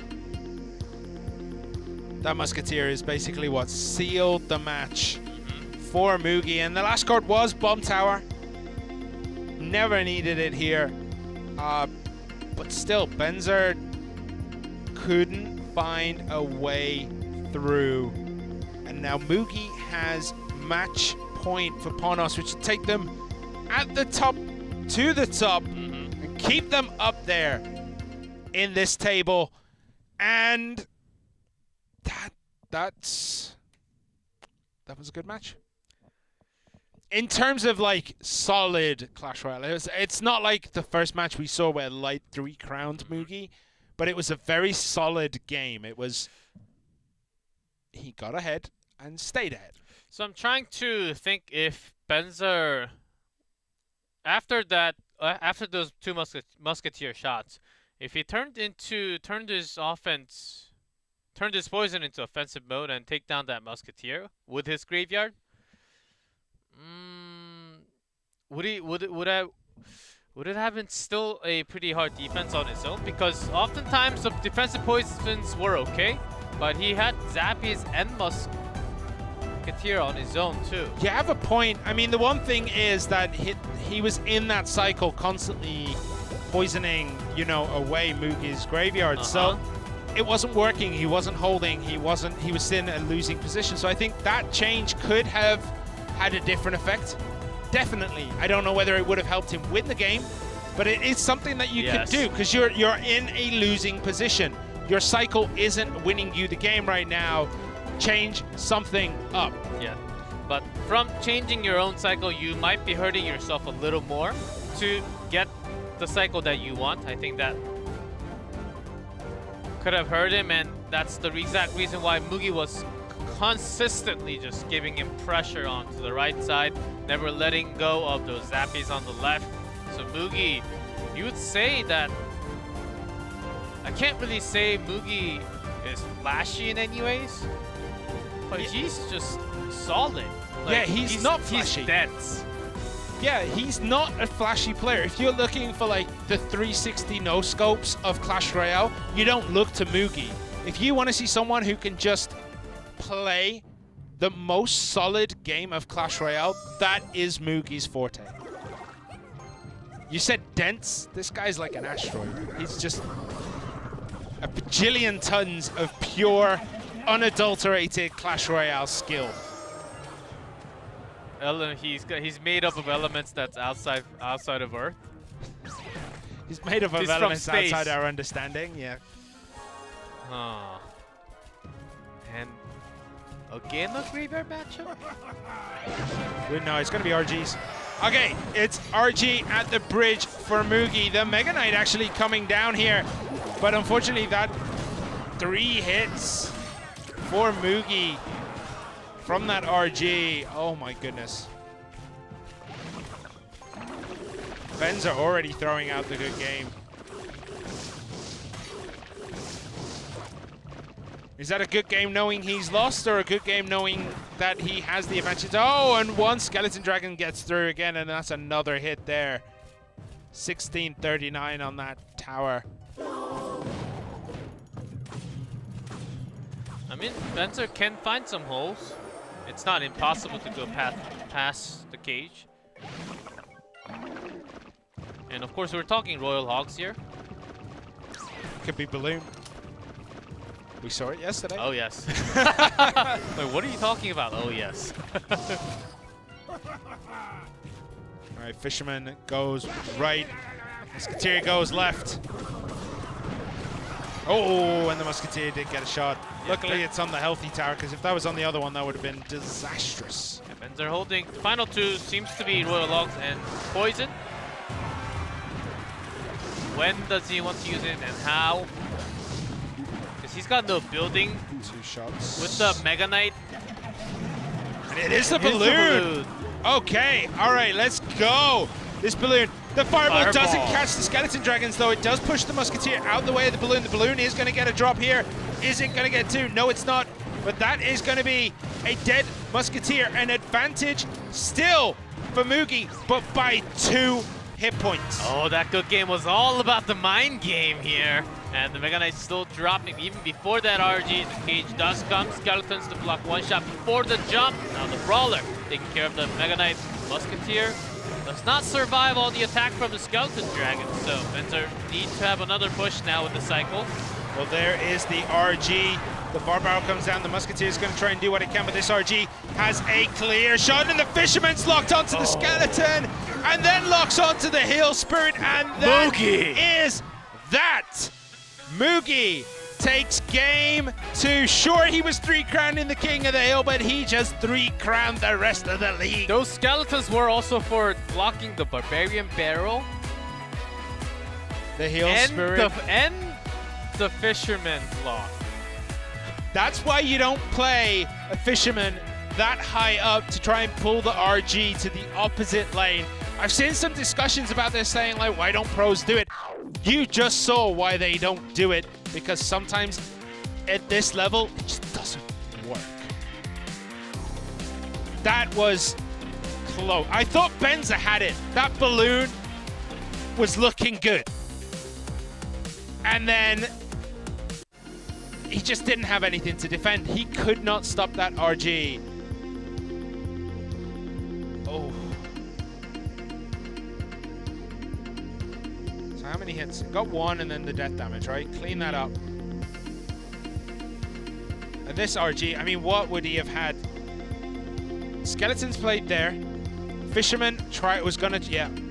To drag the Barbarian and get the, get the Fisherman drag. All right, so Mugi is your MVP and does close out the 1v1. We'll be back after a short break with match 2 of the night, the first match of round 2 as TTG take on WDGM.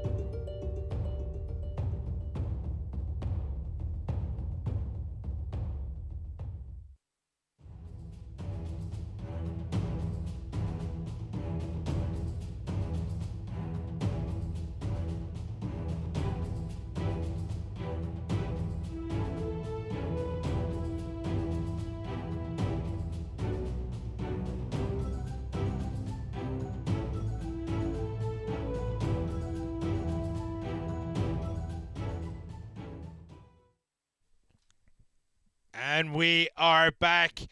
We just saw the final game of the first half of the season where Mugi got 3 crowned in the King of the Hill and then went on to absolutely dominate Benzer in the 1v1. I mean, he's an animal. Ponos continues to Ponos.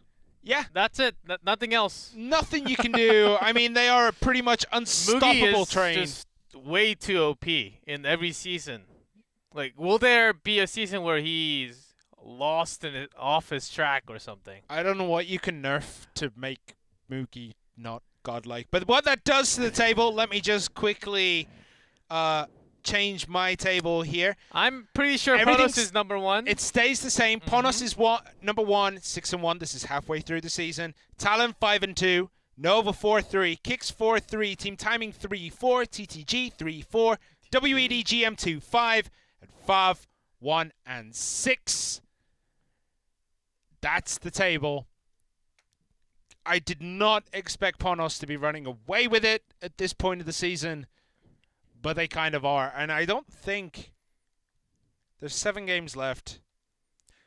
They can finish 6 and 5th. 8. Yeah, it's going to be rough. Anyway, we're getting to the first game of the second half here.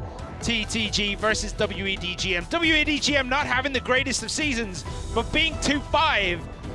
Those 2 wins came against only Chinese teams, and TTG and Nova, both the Chinese teams in their sights. Yes, and as we explained before, the reason why they're fighting over again is because this match is the beginning of our second round robin of the regular season. So each team will go face against every other team once again, and I don't think it's in the same order. No, it's in a completely different order. WEDGM had beaten TTG earlier this season, just last week, I believe. Yes. And I remember it being a game of Clash Royale. It wasn't the greatest. It was very... There were errors Back on and both forth, sides. One loss, one win. No, I won't even say that. There were errors on both sides. WEDGM did come away with it, but WEDGM, they might be on an uptick. We might see it. But then you've got TTG, who had Paradox come in yesterday. First time in CRL. He beats Greed, loses Sasato, and then 2-0s Nuri in the 1v1. If you have a debut and you instantly get put with the responsibility of closing it out in that 1v1 for your team, that is a good sign. For a raise. Yes. Immediately, the day you go in, you ask for a raise. True. 2v2 player standings. Famous Kid Nuamisu in 4th right now, 2-1. They played their first together. Will they play again today together?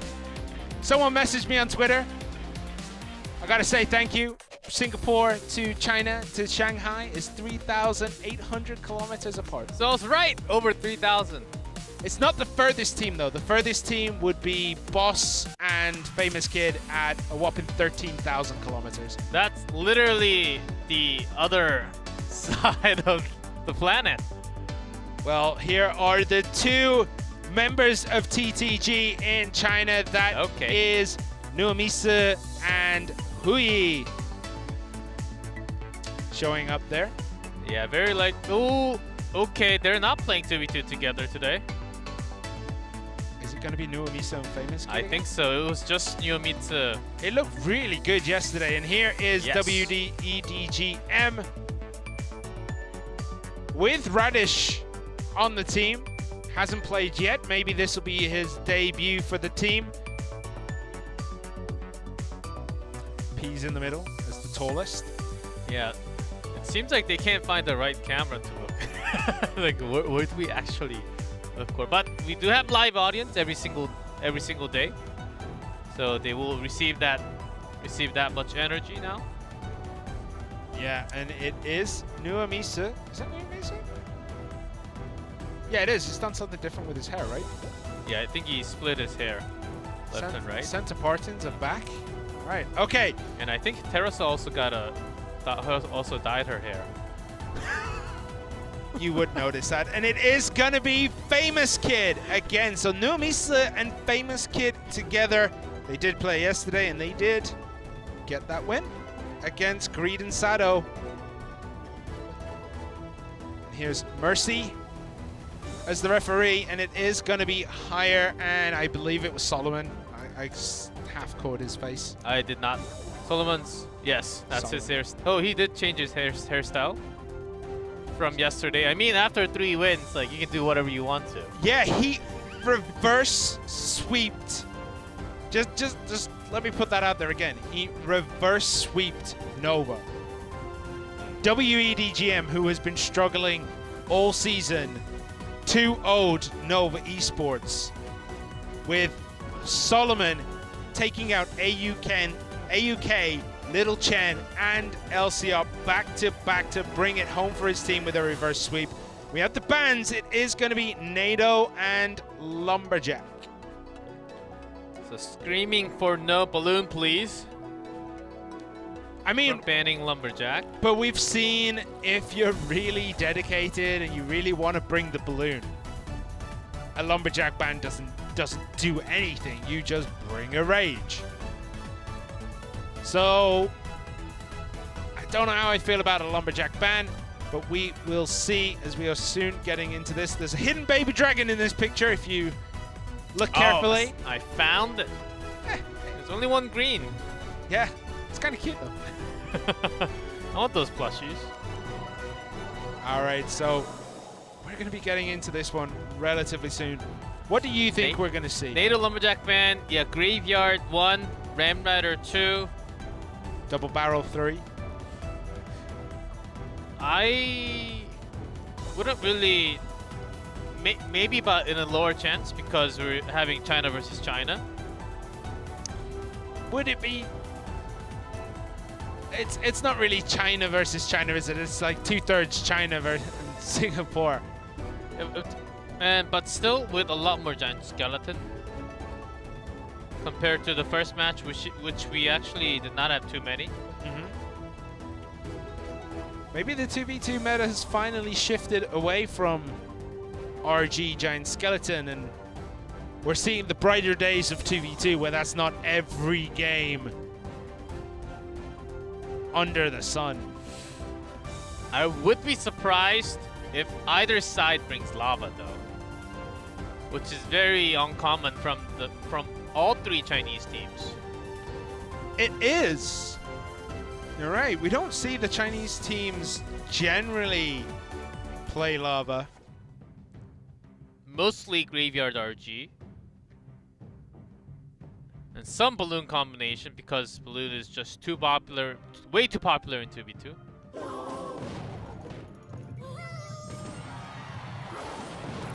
Well, it's hard to say what's going here. With the bats though,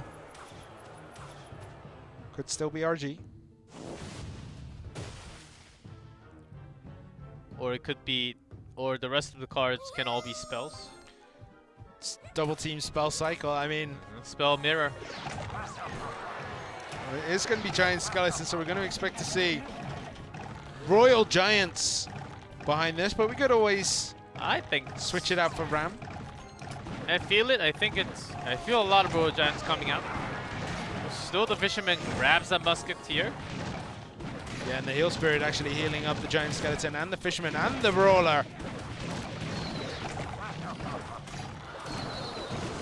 So nothing really surviving all of this, and we reset the game with an RG at the back for WDGM.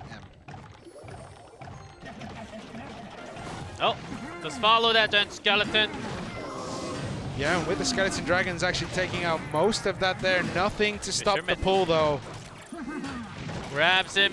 Brawler. Punches him right. And the Fisherman dragging everything. Yeah, nothing really for WDGM there to stop that pull from coming in.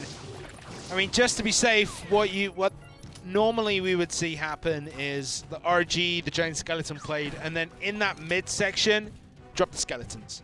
Yeah, instead of the skeleton dragon. I mean, I get why they wanted to kind of just stop the cage from getting the pull like this, but yeah. Yeah, still no hit from the Royal Giant. And the Giant Skeleton. And again, loading up at the bridge. This time, Fisherman from TTG does not pull, and this time we get a couple of RG hits. 1-5, 1-6 remain, and WDGM take an advantage, but TTG load up with that balloon.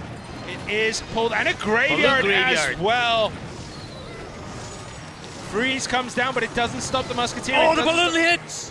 How did that get a hit? There were skeleton dragons. Yeah, Musketeer was also locked on. How on earth did that get a hit? And you can see from WDGM Solomon, the head shakes coming out. He is not happy with the way that exchange worked. 4-1-4 remains. A few more fireballs, log. Plus the death damage from the balloon. Yep, this balloon isn't going to go straight for the tower. It does decide the cage is a better target. Yeah, the balloon does not reach the tower at all, but few skeleton scratches. Fireball, and that is that. TTG take game one. And this new Misa and Famous Kid combination just seems to work. And now they got Paradox for 1v1. Is this the new round? New round, new TTG. New TTG, they have found the new transmission, so their engine works a lot better. Maybe. But for now, their 2v2 looks brand new with this combination. You say brand new, it's the same old decks, isn't it? It's you know what I mean? It depends. But actually... We have all the airplanes, but it depends who the pilot is. That's true, and I mean, we do see a lot of RG. So what WDGM brought was the bog standard, but this balloon giant skeleton graveyard deck that's been creeping into the 2v2 meta here. Yes, and I think actually pretty good. Actually has 100% win rate so far. You might be right. Yes. That's because it's only had like 3 or 4 games. Yeah, that's exactly what I was counting. But I do like it. The Fisherman here pulls the giant skeleton all the way through. That's just opening up a window for that RG because the death damage isn't going to connect on top. But then, look at that. Just, how did this survive? Right, it's got both skeletons on there. The Musketeer finally turns around. You freeze one of the dragons and it's still got a drop. I don't... The freeze was well timed, and before the skeleton dragons and the Musketeer, I think they were also somewhat locked onto the skeletons that were spawning from the graveyard. Maybe. Normally we see that and it stops just shy of the tower and it doesn't get a hit. That felt like the skeleton was just ready for it. He was like, yeah, let's do it. And especially this season, I'm talking 2v2, the use of freeze from every single team has been just on another level. It's gotten up in a level where there are like clutch perfect freezes where it catches maximum amount of units all the way. Do we want that though? So I want a freeze ban. But I mean, Heal Spirit ban, freeze ban, and then we go. I mean, if you do that, it'd just be RG giant skeleton, I feel. No, you can have lava tornado. I don't think that would happen. I think without freeze, you lose graveyard, you lose balloon. But I think without the heal spirit, you have less chances of RG though. True. We could just get graveyard. Double equal and battle healer. Oh, that's not bad. Or we can get double expo. Sweet. It has been seen once. I think there will be 1 2v2 with expo sniping against Ponos or Fob. Against the lava decks. Just in case they have nothing on the ground. You know? That's an interesting shout, but doesn't matter. We're getting into game 2, the 2v2. Numisa and Famous Kid took game 1 with the balloon Graveyard Giant Skeleton deck. Will they be able to take game 2 away from Higher and Solomon of WEDGM, who are in red at the top of your screen? Yeah, TTG loading up. About the same, a double Musketeer from WEDGM. Why don't they add one more Musketeer? And spend 12 instead of 9. Okay, right. Musketeer is going to take out the Musketeer. All right, Giant Skeleton played on the opposite side. Is this Musketeer actually going to get a hit into the tower? Lock does come in. 1 shot, 2 shots. Oh. And this balloon, okay, Hunter is there. That's easily going to clean it up. Snowball wasted, though, from WEDGM, not trusting the Hunter to do his job. Yeah, it's not yet winter time, man. Still, it's early enough, and there's no further big push coming from TTG's side, so that's okay. Yeah. It wasn't the worst. Still thrown into nowhere. It would have been nice to just get it into the tower, you know? Or it's... All right, Giant Skeleton and the Graveyard. Skeleton Dragons there on the defense. Bomb tower up, and there's early a freeze. That's very early from WEDGM. And paying the price, 700. Still good heal spirit going into Skeleton Dragons, and the Snowball eliminating most of that. And I think TTG... They gotta have Balloon and Graveyard again here, right? It can't just be a single Balloon. It's looking like it. We'll see. Will there be a Graveyard with this one? No, it's still a bit too early. Clone, mirror, clone. Let's go! That would actually put in damage to Yeah, tower. it would. It would have pushed the Giant Skeleton into the tower. There's the Graveyard from WEDGM. Giant Skeleton to just choke up the bridge so nothing gets through. Musketeer is going to try and defend as best it can against the Graveyard, but it decides the Giant Skeleton is a tastier target.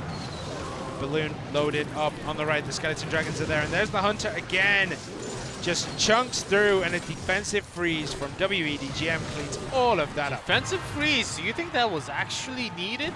They have such an advantage on that bottom left-hand side that I think they don't need to worry about it too much unless, of course, this happens.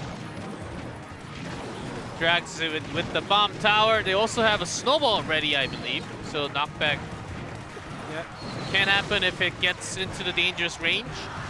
But not even needed this time from WEDGM. TTG trying a similar. So they do have 2 balloons this time round to TTG. And that's a big heal, but unfortunately the Hunter was still locked on. Need to see maybe a couple of changes to the way that TTG are playing this push against the Hunter. Yep, and I think after the Snowball, TTG loading up a perfect Snowball against the Hunter will be great. There's the freeze, nothing else blocking the balloon. Defensive freeze before the drop, but still reaches gets it. The tower. And that gives TTG the advantage in this match. The Graveyard comes out, but unfortunately the Giant Skeleton isn't there to tank up. A couple of hits do come through. The Skeleton Dragons up in the sky defending against that Graveyard. They're doing a pretty good job. 1349 against 761. Giant Skeleton balloon loaded up again. They have a good drag with a lot of other tools. There's the freeze, knockback from the Snowball, and the death damage from the bomb tower. Yeah, but unfortunately, you know, it didn't catch the Hunter. The freeze didn't catch the Hunter to stop that from just destroying the balloon. And there's an offensive freeze this time, and this might be it for WEDGM. Skeletons have built up. That's that. Freeze, Graveyard, WEDGM do take game 2. This time TTG bringing double balloon instead of the balloon Graveyard and paying the price. Yeah, and WDGM, they had 2 Musketeer plus the Hunter. Yeah. Like the balloon snipers. Taking no chances. There's some play that you can do with Miner against the Hunter if you know roughly where the Hunter is going to be. Predictive Miner in the way, so that it does eat that first shot from the Hunter, and that allows the balloon to get through. And those changes definitely, like those changes in the way they played, definitely could have helped. But I mean, then you got to think like the miner was mostly used to try and assassinate the musketeer. And it needed something to get in the way. And TTG needed to do one more, as the hunter came in similar spots when the rotation was same. And instead of using that snowball in defensive against the skeletons from the graveyard, use a snowball to push the hunter away from the balloon, which leads into, if it's paired up with the freeze right after, then I think TTG had a shot. Yeah, they could have snowballed the hunter into the freeze on that one time where the balloon got very close. Especially when you're losing, you've got to try something else to bring it back. One drop from the balloon can actually bring the game into their hands. So I think that was worth a try. That early freeze, you know, it wasn't the best. It only got 700, but just continuing the game on. Okay, I think it's here. So I think the hunter's played down now. And freeze comes in. I think if it was snowball then freeze, like snowball to push the hunter into the freeze, that balloon would have connected. The snowball at the same time were a little bit faster, so the hunter doesn't get a shot. But it is what it is. And then, you know, it's just freeze, graveyard. Couple of good hits. Poison is there as well, just for good measure. WDGM do take that one. Okay, we're going to be into game 3. What are we expecting to see? Are we expecting more graveyard? Are we expecting, obviously, a lot more giant skeleton?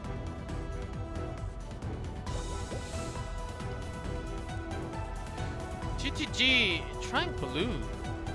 Lots of balloon. Yeah. Which wasn't expected from... Which I like at the same time, but I wasn't really expecting this much of a balloon from TTG, and then they suddenly change it up to graveyard, which is always a soft choice. Yeah. I don't know what we're gonna see in this next match. 2v2, generally the decks are predetermined, let's say. We generally see the same thing. Yep. There's just not enough bans in 2v2 to stop that. But, you know, there's some interesting variations. The balloon graveyard is a new variation in terms of 2v2 for this season. What if we have a banned card globally for a month? Would that change it? I think 2 bans would be good enough in 2v2. Really? Yeah, I think that'd shake things up. But then we get quirky matches where it's like, I have no AoE, so I'm going to bring Wizard. Which wouldn't be a bad thing. Or 2 not blind bans. Not blind bans? Like what? You just say to the other guy, all right, you ban this, I'll ban this, and let's call it fair?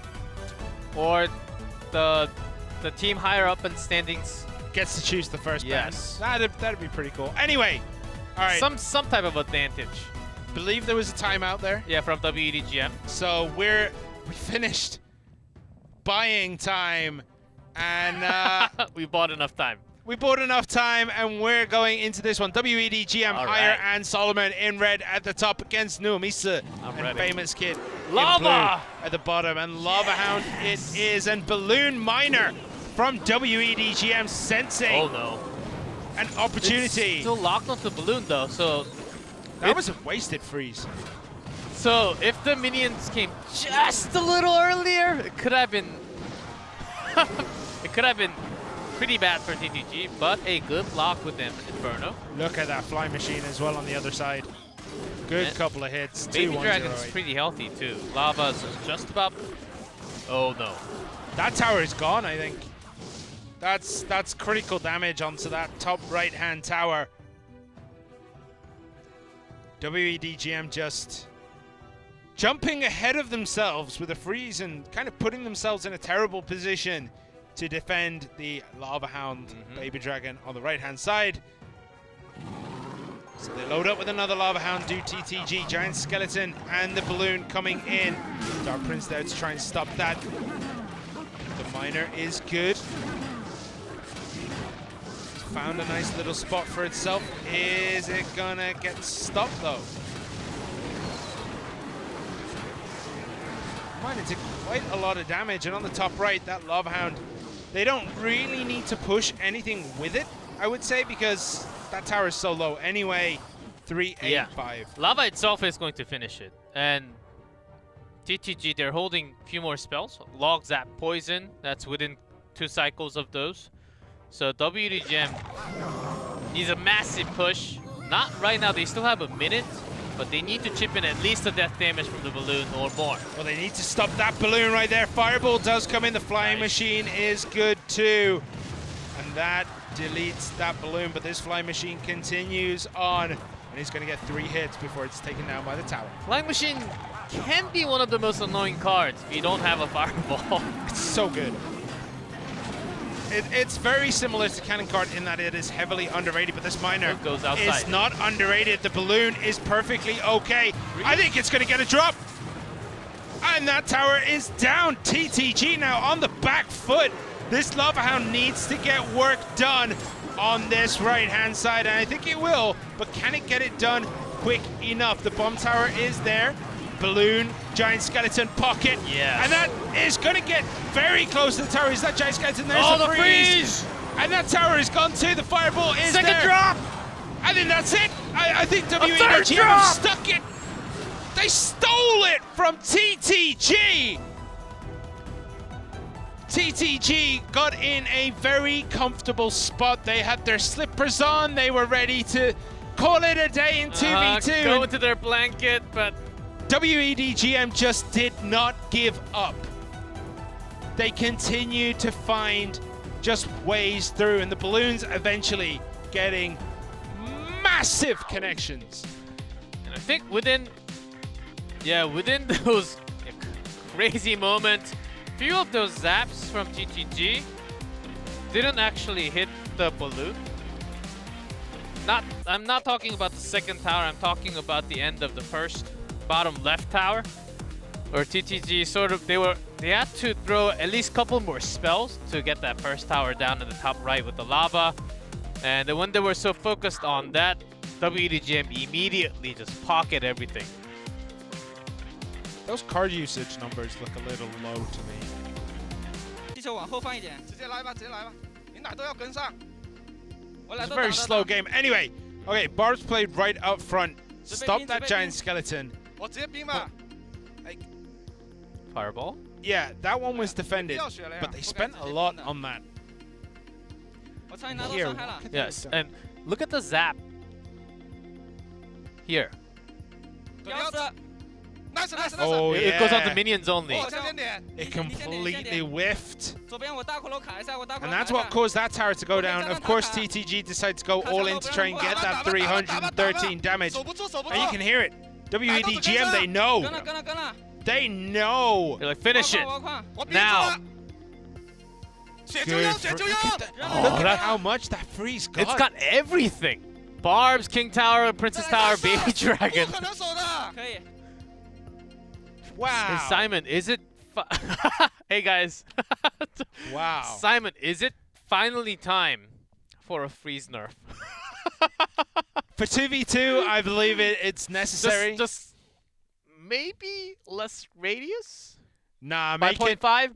make it so it does absolutely nothing. Or less duration?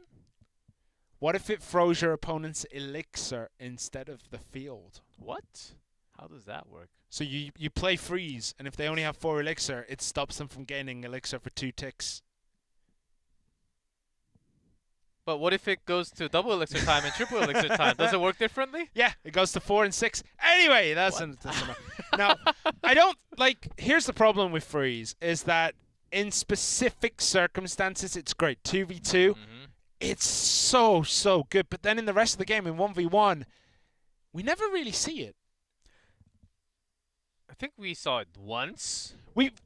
As I This said, season? we rarely see it. Yeah, rarely see it. Back in CRL China, we saw it I'm not talking often, but like once out of 15 or 17 games, it was actually used in 1v1, not just with Graveyard, with some Hog Rider combination, just to cheese it if you have like a really strong opponent that, like if let's say you have like 16% win and your opponent has like 90% win. So then Greed you versus LC up. Yeah. So just to sort of cheese it and catch your opponent off guard, you bring a freeze in 1v1. That happened a lot last year. Yeah, but it doesn't happen anymore because E-Golem's in the game. Basically, E-Golem has replaced the freeze Hog Rider as the cheese to take down a better player than yourself. Okay. Does make sense. Okay. All right.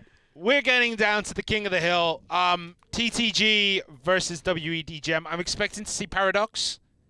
Yes, sir. Whether he comes out first Or last. I don't know. I think he can actually go last.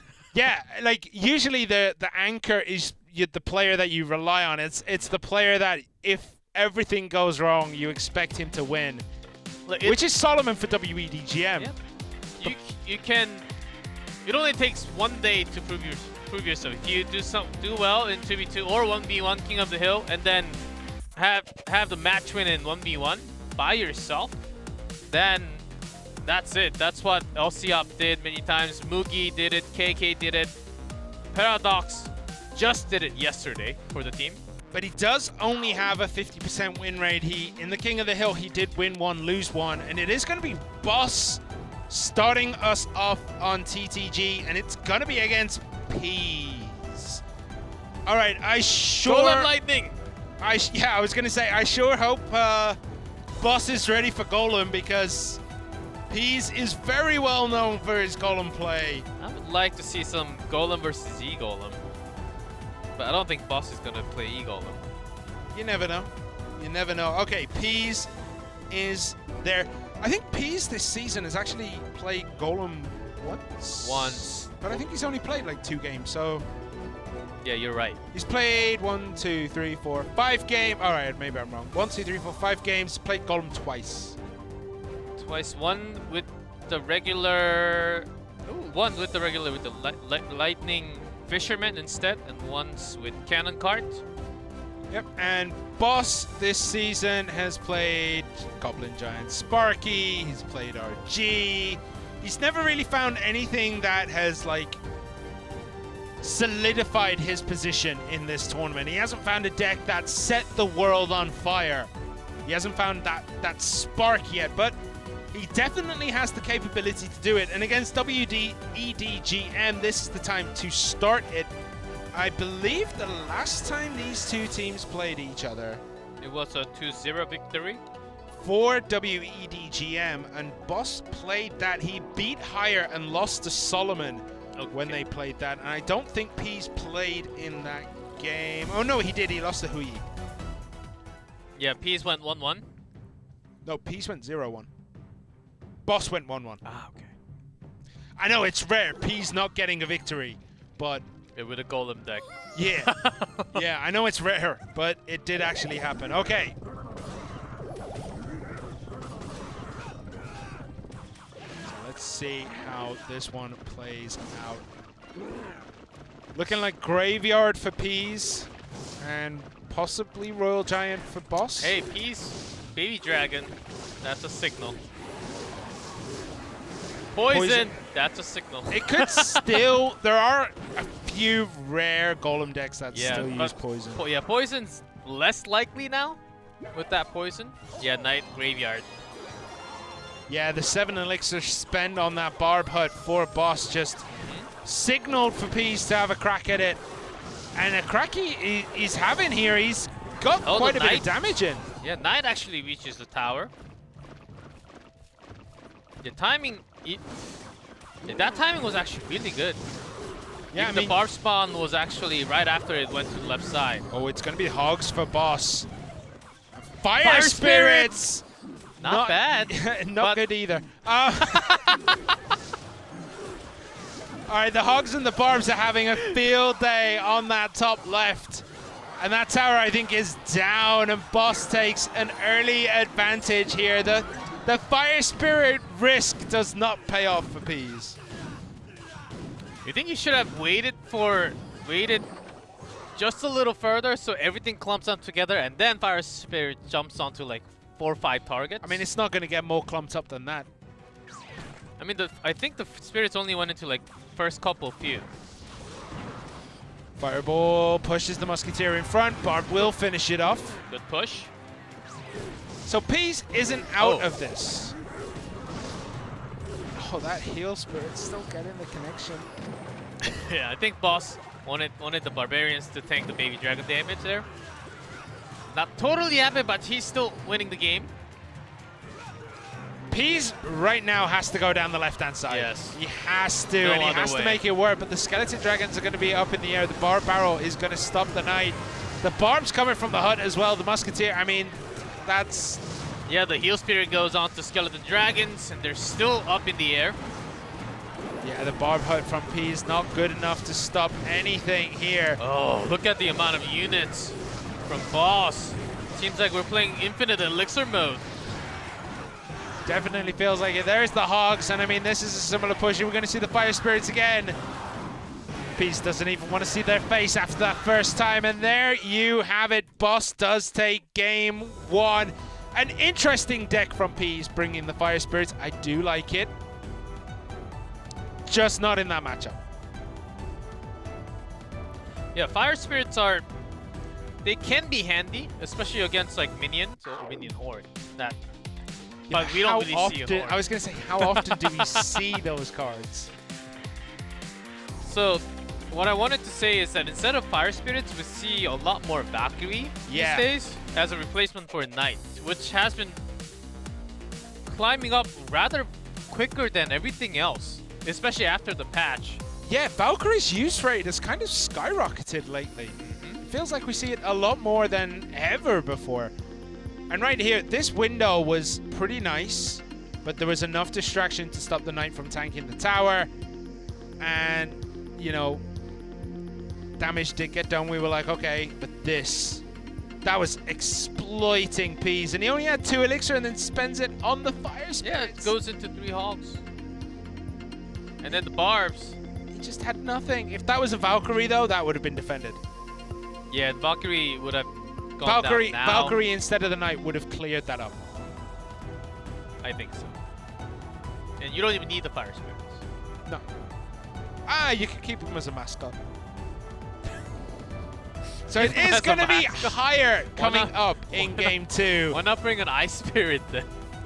Or a Heal Spirit? Fire Spirits are cuter. Okay, Boss versus Higher. Now, Higher has not had a good season at all in terms of King of the Hill. He's lost to Hajime. Well, he's 2-7, and his wins were against Hui and Geralt. And the last time these two players met, the last time Higher and Boss met, Boss did get the victory. Will Boss be able to do it again and get 2-0? This could be the first time that Boss gets more than 1 win in a day, right? Just let me double check that. Yeah, generally he gets, if he wins 1, he loses the next, so we'll see how it goes for him in this one. 33% win rate against 50, and that's 56 games, so I assume that's including last season because we have not played 56 games this season. Yes. So I'm going to be interested. Would you still... Yeah, Fire Spirits are still in my head. Would you use Fire Spirits if it's 1 less and 1 elixir? With some less damage, maybe? No, I wouldn't use them at all. I just don't like spirits in general. Okay. So, last time Higher came out, he did play the minor wall breakers against AUK. And that was just yesterday, I believe. Maybe he'll bring something a bit tricky. Maybe he'll bring Cannon Cart. The Ram Rider rule recruits with the Cannon Cart. That's definitely a possibility. Minor wall breakers again. Yeah, I do like the cart decks. But sometimes against beatdown, cart decks does have a pretty hard time, but you don't really see beatdowns right now in this meta in pros. Could be RG. I mean, every game can always be RG. RG is a safe call, but I think we're leaning a lot more as Graveyard, especially yesterday and today. Yeah, it just feels like Graveyard is everywhere. 1 less skeleton spawn from Graveyard. It's not enough. decrease the radius to a pinpoint.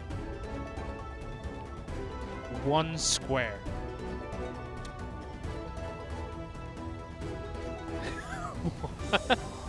What? Just 1 square graveyard, and everything spawns out of that instantly. Okay, it's going to be Boss against Higher.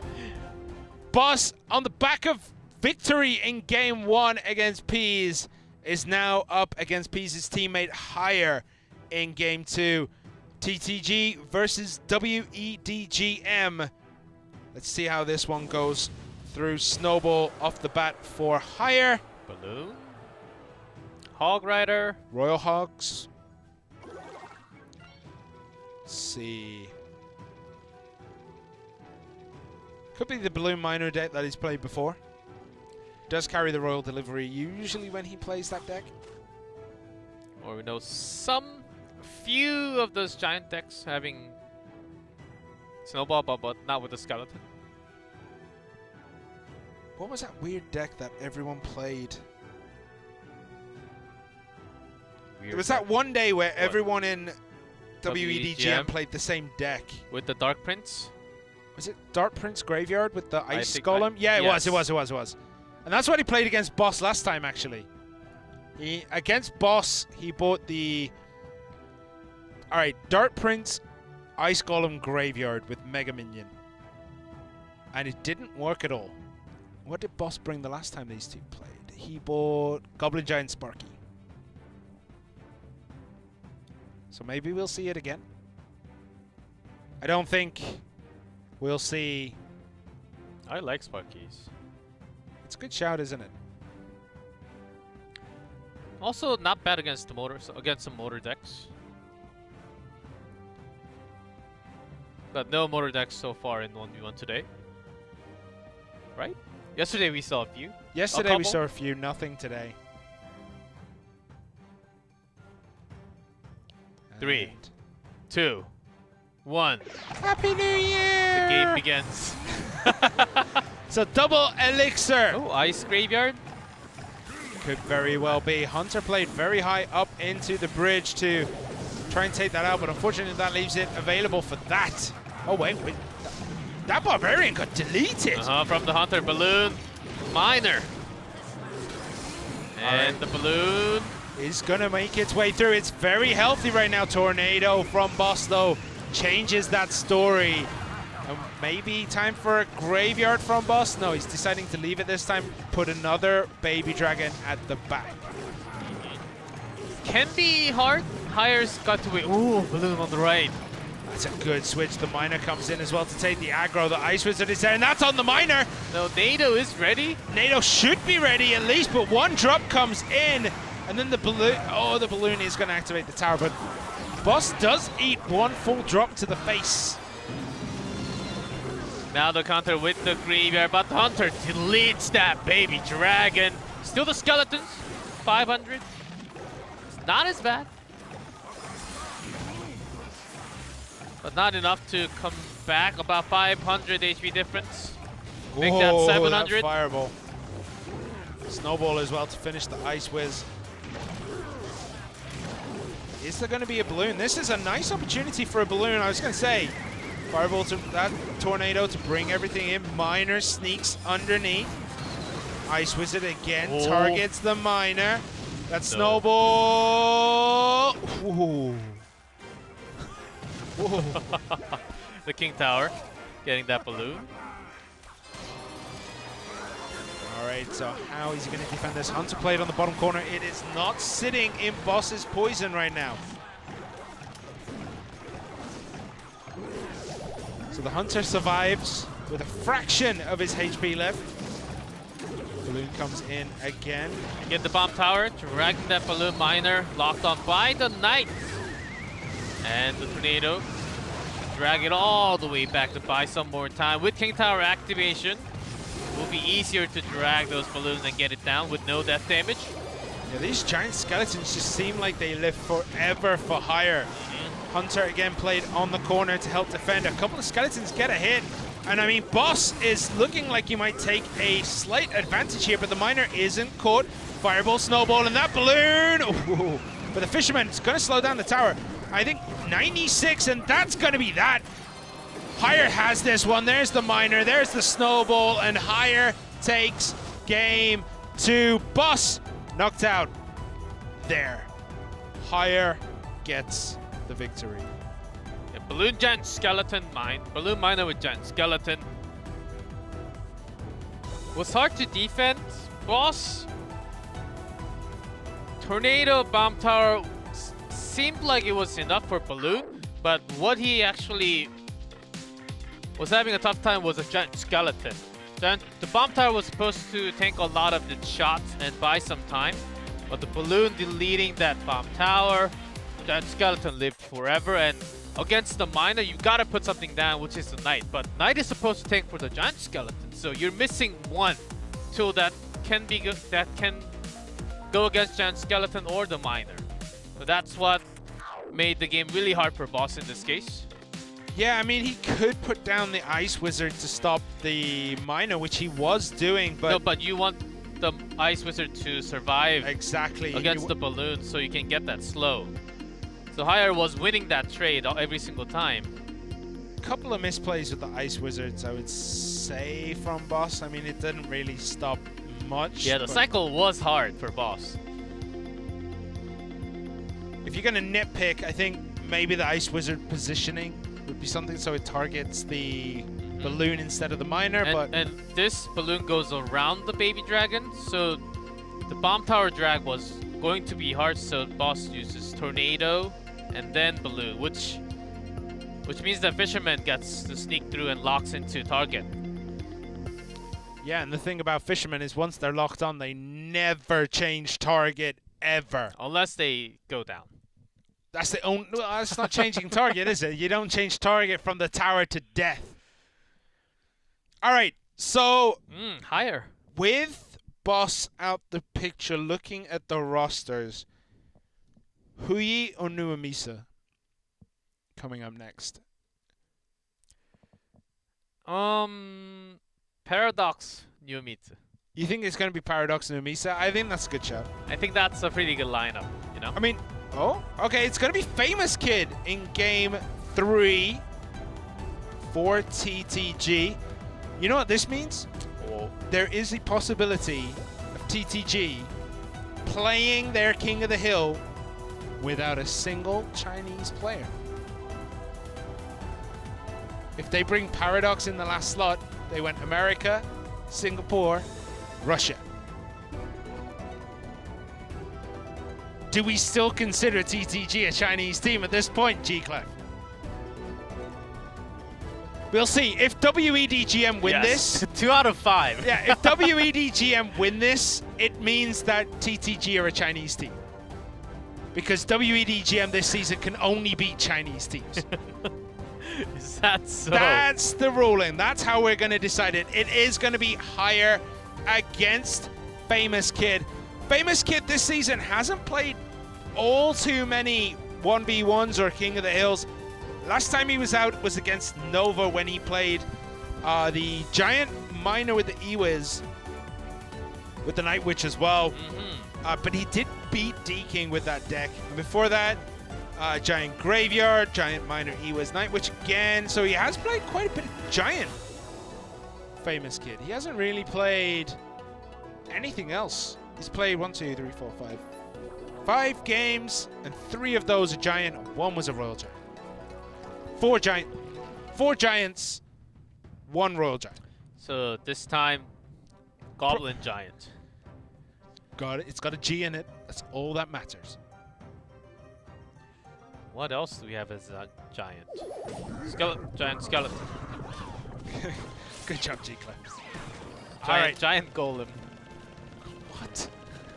10 elixir. Just a golem that'll just like, it steps over the river and it's already at the tower. Beat down. 10 elixir, giant golem. It's the size of the arena. It just finishes the game instantly.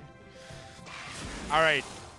Ooh, ice golem. We don't see much ice golem, but it probably indicates what WEDGM was running a week and a half ago.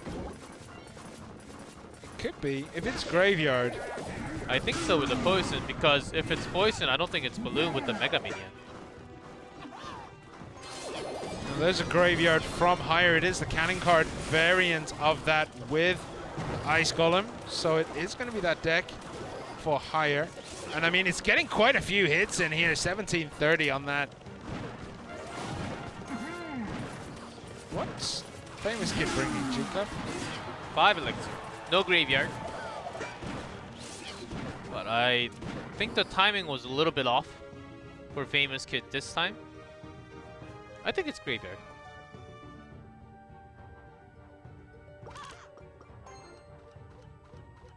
Or are we missing some other piece?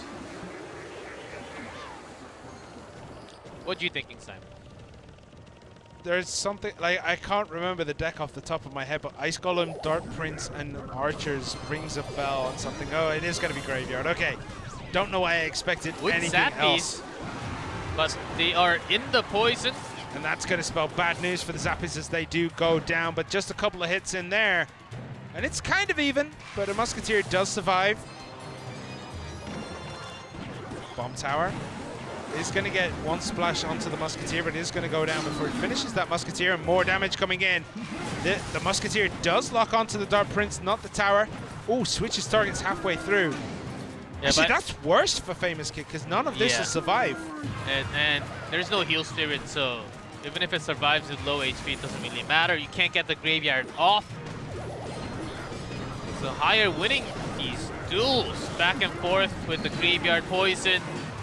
Catches the archers. Few of the skeletons actually good spawn there. And the Dart Prince and the Musketeer as well. Oh, the Ice Golem just in time, just in the right spot there. But again, that Ice Golem is not going to make it. Famous Kid is struggling to get across the bridge and to get these graveyards down. Yeah, Higher trying to buy his own, because he knows that Famous Kid did spend a lot, but without attacking, he did save up a lot of elixir in defense. Oh, it switches over to the right with the Ice Golem. Yeah, but that might just do it, actually. About a defensive poison from Higher, so those skeletons are not going to live long. Double Bomb Tower for ever so few seconds. Against Zappies, they're actually okay. Dart Prince at the front.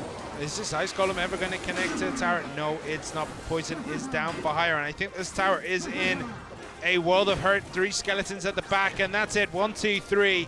All Higher needs to do now is cycle back around for a poison, or let this barb hit the tower, and that is that. Higher gets a second win. 2 for 2. Wow. Card graveyard with Zappies. Zappies are back, baby. They're back in fashion. Cannon card as well, the underrated, overpowered card in this game. Famous Kid drops without a win. And TTG are on the ropes in this King of the Hill. And again, this Ice Golem Dark Prince graveyard with the Mega Minion going from 0% to 0%. So it stays 0 in win rate. Yeah, the Dart Prince Ice Golem graveyard deck. Which you can catch off guard. Can catch your opponent off guard having the Ice Golem and the graveyard on its own on the other side. But in this case, when Hire's holding a defensive poison, it never really worked. It did not. Actually, yeah, that's exactly the deck that Hire lost last time around that Famous Kid is playing here. But they had Cage instead of the Bomb Tower. That was the difference between the decks. And most of the time, I know Famous Kid, he had the Dark Prince on the side and Archers on the back, so the Archers are doing work, and it tanks the good spawn skeletons instead of the damage going into the tower. But because of those placements, Archers were always going down to the poison. So if he had changed the position off from the tower to keep those Archers alive after the poison, and then to build up that push with that Ice Golem plus the graveyard when the elixir comes, might have been okay. At least to try once or twice. I mean, when you're on the back foot, you got to try something. And I mean, throughout most of that, Famous Kid was on a massive deficit in terms of hit points, and Cycle was always seemingly in Hire's favor. You have to. Sometimes you just have to throw caution to the wind and go for it. You know, like you're gonna lose that tower eventually, whether you lose it now or in a minute. So why not go a bit more aggressive? Why not go all in on the other side? A Hail Mary just to try and bring yourself in, because you know you're going to lose that tower. So this version that Famous Kid just played, I've seen it with the Valkyrie too. Without the Dark Prince, it's actually it's Valkyrie, Arch. I think everything else was the same with the Valkyrie instead. And some archers, some musketeers. It depends. Depends on if you like archers or musketeers, or even a Dark Goblin if you like to have that against the graveyard. Yeah, I mean, it depends whether you're expecting to run into a graveyard or not, right? Like if you're thinking it's going to be something like Balloon, you bring the musketeer. If you think it's going to be graveyard, you bring the archers or the Dark Goblin. Yeah, so I think Valkyrie stands in a pretty good spot against all these graveyard spawns, against a lot of Royal Hogs. Yeah. Even against Zappies, it can be okay. You just put it in the middle. Yeah, I mean, but with the barbs, if they're walking into with it, the barbs coming, so it is going to be Paradox. So no TTG choosing to go completely international today in their King of the Hill. Boss, Famous Kid, and then Paradox. Hold on. Going east, going west to east, depending on where you are right now. West. They start in the US, they go to Singapore. East. Yeah, so they go, you know, US, then they take a stop off at Famous Kid's house in Singapore, and then they fly from Singapore to Russia. I don't know where in Russia. Russia's a big place. It's a very big. It could, like, that's the thing. It could literally be near North Pole or right next to China. Well, all right. Seriously though, the distance between Famous Kid and Paradox could be anything from like, I think 2,000 kilometers to like 13,000 kilometers. Not 13. Dude, Russia is I know massive. I know. I've been to Moscow. I'm just saying 13,000. I have no idea. And it was a long flight. Let me see if I can find that info. What? How far? The North Pole? No. I'm not going to Google search halfway through this match. I just want to know where in Russia. Where Paradox is? I have no clue. It just says Russia. I mean, that could be legitimately anywhere. That could be... That's like Earth. That could be like 20 minutes away from where we are. That's like somewhere on Earth. Yeah. Anyway, it is going to be Paradox versus Hire here. Hire in red at the top, looking to get an all kill and match Solomon's streak yesterday. Paradox looking to continue his impressive start to this CRL season. We'll see how it goes. Did not want any splash damage into the right tower. Spends that heal spirit. Cannon card coming out for Hire. Graveyard? Maybe. Oh, the heal just a little bit too slow. It does go into cannon mode, but I guess he was hoping that wouldn't happen. It's alright. At least the heal spirit actually jumped. Sometimes it just gets deleted by the barrel. That's the worst. Card cage, yes. RG from Paradox as that cage is expiring. A nice choice there. Good timing, but RG still only gets one hit. Big fireball, and the heal spirit doesn't get anything, and that's a big green fist. Two big green fists, almost three in that top left tower. And in response, fireball doesn't catch the musketeer, but still, yeah, just skeletons to cycle through. No real big damage on the bottom. So how's Hire gonna break through this? I think Paradox wants to push a little further before the double elixir time, or right at that time. Ooh, not gonna RG this time. Doesn't need to. I think Paradox can, yeah, build from the back. RG at the back, start cycling up front. and then getting a second RG down, but it's going to be the Hogs from higher. Big fireball that does take out the Heal Spirit, and all that elixir has just been deleted. He was in at the center to soak one of the Musketeer shots. The cannon cart didn't change early enough to protect that tower, so he takes 2 hits. And it's gonna, it's gonna connect to the tower. The cannon cart. That's kind of big. Fireball has to come down there. Heal Spirit again deleted. And the off Musketeer the on board. the right. Oh my. Paradox is being stretched incredibly thin here by Higher. Defended though. A slight advantage. There are the Hogs. Is Fireball in cycle? No, not yet. There it is. Does catch the Heal Spirit again. Nicely done, nicely done. Oh, but 2 more straight shots from the Musketeer into the tower. Also spent Heal Spirit for that. Looks as though Higher might be So a able lot of to elixir. match Solomon yesterday. Get the all kill here.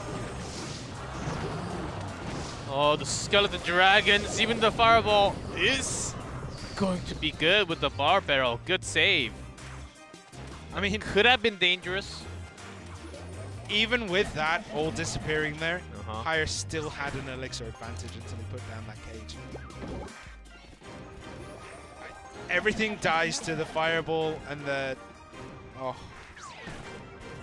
Yeah, the Fireball barrel deleted so much elixir from Higher and he still ends up ahead. Absolutely insane. Cannon cart not good this time. It's not going to get anywhere near the tower. Musketeer does connect another 2 shots into that left-hand side though. But I think at this point, Higher might just focus on the right as we go into that triple elixir period. But look at this. RG is coming in. Cage comes a little bit late. Hogs on the right-hand side. Going to be distracted by the cage. And that RG gets another couple of hits. 1-0, 4-2. Another couple of RG. One more RG like that last one. And Paradox takes a big lead in this. With 5-4-3, another couple of Hog hits. There's the Hogs. Cage is good. Paradox also holding Fireball, but not spending it yet, as the Brawler is going to take care of those Royal Hogs. And the RG getting nothing done on the left, and loads it onto the right all of a sudden. Interesting that it goes for the right. About 10 seconds left. If it was on the left, that extra shot would have put him like very close to the lead. And now it's on the left. Fireball comes in to just close it out and Higher. Oh my goodness, WDGM suddenly on a winning streak now. Well, yeah. Good King of the Hill. Higher takes it here. And Paradox did not seem like he was playing the same game as he did yesterday. No, he just didn't look as good, did he? I mean, wow. Higher getting an all kill. So yesterday, Solomon got the all kill. Today, Higher gets an all kill. Next time, it's going to be Peas getting an all kill. That's just how it's got to be. But what a game. WDGM continue to rip and tear through Chinese teams. Is it finally time? It took them 4 weeks to warm up. It feels like it, doesn't it? Because they just... That's another Chinese... Well, I mean, they beat TTG twice this season. WDGM. Insanity, G-Clef. Yeah, with Paradox, I thought TTG was going to do a little better, but in this matchup, I think sometimes there are just team counters, you know? Yeah. Like certain teams just do better against certain teams. And this might be what it is. WDGM do better against TTG and Nova, weirdly. Paradox was trying to find these opportunities, but that cannon cart getting a connection there put a lot of pressure on the Fireball. You know, you see the oops. Musketeer gets a big connection. Everything just kind of fell apart a little bit there. Chain reaction there. Like one goes bad, another thing goes worse. And it just goes worse and worse and worse and worse. And even here, like, he just couldn't get it to stop, and that's a big heal spirit. And then Yes. that fireball comes in. Saves the day, but yeah, when you're loading RG deck, if you miss one timing and loads a weird RG, then on the other side, you might actually lose a tower. Yeah, and Higher does take that MVP. 5 wins, 6 crowns, 1 loss, and that was crowns. in 2v2. We'll be back after a very short break, so stay tuned for the third and final match of this evening.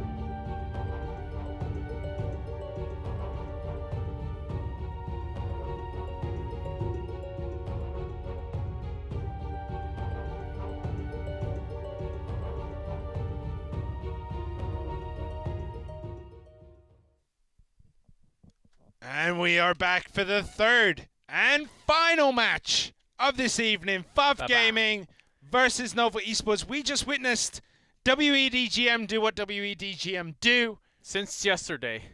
No, since the beginning of this season, which is manhandle Chinese teams. That's the second time they have beaten TTG this season. How? Well, we have one more match to prove that if that's actually right. Nova versus WDGM. And then after I don't that, know when that's coming. like WDGM finished like 4-14 or whatever it's going to be. And yeah. He's looking through the fixtures. Anyway, FUV Gaming. That's the last match of the regular season. Is it really? Nova versus WDGM. Match 56. Match 56 is and that final. Right now we're on match 30. 26 more games to go. All right, well, anyway, it is the final match of the evening. It is going to be FUV versus Nova. And as it says here, fallen defending champions versus a resurrected powerhouse. That is probably the best description of these two teams right now. Yes. Because FUV are just floundering at the bottom of the table, whereas Nova are having a pretty good run of this season. They did lose yesterday. Against WDGM, but except for that, they've been having a pretty good season overall. Their 1v1 lineup is incredible. 2v2, switching back and forth. Some combinations with LCOP, D-King, AUK coming in and out. Little Chen, and even Little Chen doing pretty well in 1v1 compared to last season. So their 1v1 lineup is incredible. They're still trying lots of things in 2v2, and they look strong. They do indeed. And the last time these two teams met, Nova Esports did take the victory 2-1. It did go all the way to that 1v1 set where Hajime did go down 2-1 against Little Chen. And looking at it, it was LCOP who got... LCOP closed it out. He beat Jack and beat Expo Master. He got the all kill in that, right? Did he? I think he did. You have the paper.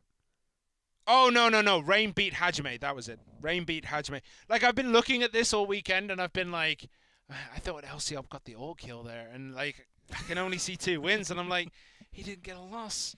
But, yeah. Yeah, I keep on going back and watch. I keep on going back and rewatch our matches because we have too many. We have a lot of games, and I can't remember everything. So I keep on putting back into my brain, and then as I keep putting new information, the old information goes out. That's what I feel like. It's old age. Oh man. Welcome to Middle Age Club. I'm gonna cancel what I just said. All right, so it is gonna be FUV versus Nova. Nova 4-3 this season. 2v2, 43%. It's not the greatest. They have been experimenting, however. But look at the rest. King of the Hill, 71%. 71. And the thing is with Nova, when they win, they look dominant. When they lose, it's not a horrifying loss. Whereas FUV just have not had the greatest of season. I think the only team they beat this season was WDGM 2-1. And that was way back at the beginning of the season. I think that was the first game of the season, right? Yeah, first, second place going against each other. I believe that was the first match. Well, key players, FUV, Jack, 2v2, 40%, but look at his solo win percentage, 36.4. Yes. Jack is up there as the key player, but he is not. Honestly, FUV Gaming is missing a key player right now. Yeah, that's a big hole. They need to find someone who can step into that role because Expo Master and Jack are both struggling, and Hajime did have a very impressive start to the season, but since then just has not been the same. He's kind of slipping down the table. He comes out with this massive statement. He gets an all kill. Yeah, let's go, Hajime. And then it's kind of slipping off. The wheels are definitely falling off the FUV train. LCOP Little Chen, 30%. Well, how about we go with the different combination? AUK Little Chen. That will complete the cycle. Ooh, Jack and Katashian at it again. I believe they played before. They went 1-1. They did beat TTG's Nomisa and Hui, but went 0-2 against Ice Law and Light when these two played 2v2 together. I guess this might be to try and bring some more confidence into Jack's gameplay. Maybe they want to shake up their King of the Hill roster a little bit and let Jack focus on 2v2. No, I don't think they'll do that. It's going to be AUK and D-King for Nova. Together, I think... Let me just quickly... They played a couple. They have played a few. AUK and D-King, they did beat JTV and Benza Riddell 2-0, but they lost to Rad and Reiki Jones 2-1. So both getting experience. Giant skeleton band, which means the bridge is now completely open. Counter-attacking is possible. The world is good again. But no, NATO banned from Nova. I mean, out of all the teams banning things, it feels like Nova Esports are the ones that are just always going to ban Tornado. They don't like to take risks, it feels like. I think because you have different combination, you can snipe against different cards with different bans, but Tornado is one that you will always practice with, just screaming against each other. And Nova is a traditionally a team that would ban similar cards all over, even when we have ban cards 1v1. Unless you need to really snipe onto like Peas, Golem, then you ban Golem. But Nova usually stays with the same ban in 1v1 and 2v2 because they trust in their skills and it's pretty solid. Yeah, and if you practice without one card, you may as well do it for the whole team instead of just in the 2v2. But anyway, we do get Favs, Jack, and Kitashian in blue, and AUK and D-King for Nova in red. And this has already started off with quite some aggression. 30 seconds into the game. Tesla, Ice Spirit. Are you smelling? No, it can't be. You can't bring double Expo into this. Double Tesla. Yeah, and recruit balloon. In terms of single target damage, double Tesla, double Musketeer, they're gonna burn everything. Yeah, there is the balloon again here. Valkyrie played at the front rocket. Oh man, I think we're going Expo. It does look that way. Just earlier we were saying double Expo is definitely a possibility. Yes. It can't be, right? It can't be. We're so good at predicting decks, we predicted 2 games in advance, 2 matches in advance. Yes. Time traveling is a thing. Future me did. If he saw this, Future me's laughing. I'm still shocked that it has even a possibility of being double Expo in 2v2. We don't see it all too often. There is the Expo from Fav. But the Royal recruits are just going to eat so many shots, and the balloon comes in. Tesla is down. Yeah, one tile to the right to get that balloon damage and drag. Is it going to save itself? Did take the death damage hit. Which we love the deck, and in the 2v2 there has been cases where it worked. But this is tough. Yeah, it's super tough. Even if it's against the balloon, it's not with the lava. It's with the lumberjack and recruits. And a bomb tower as well. It just gets kind of worse for this Expo deck. I think it did get a couple of hits in on that right-hand side there. And after the heal spirit, lumberjack and nothing else.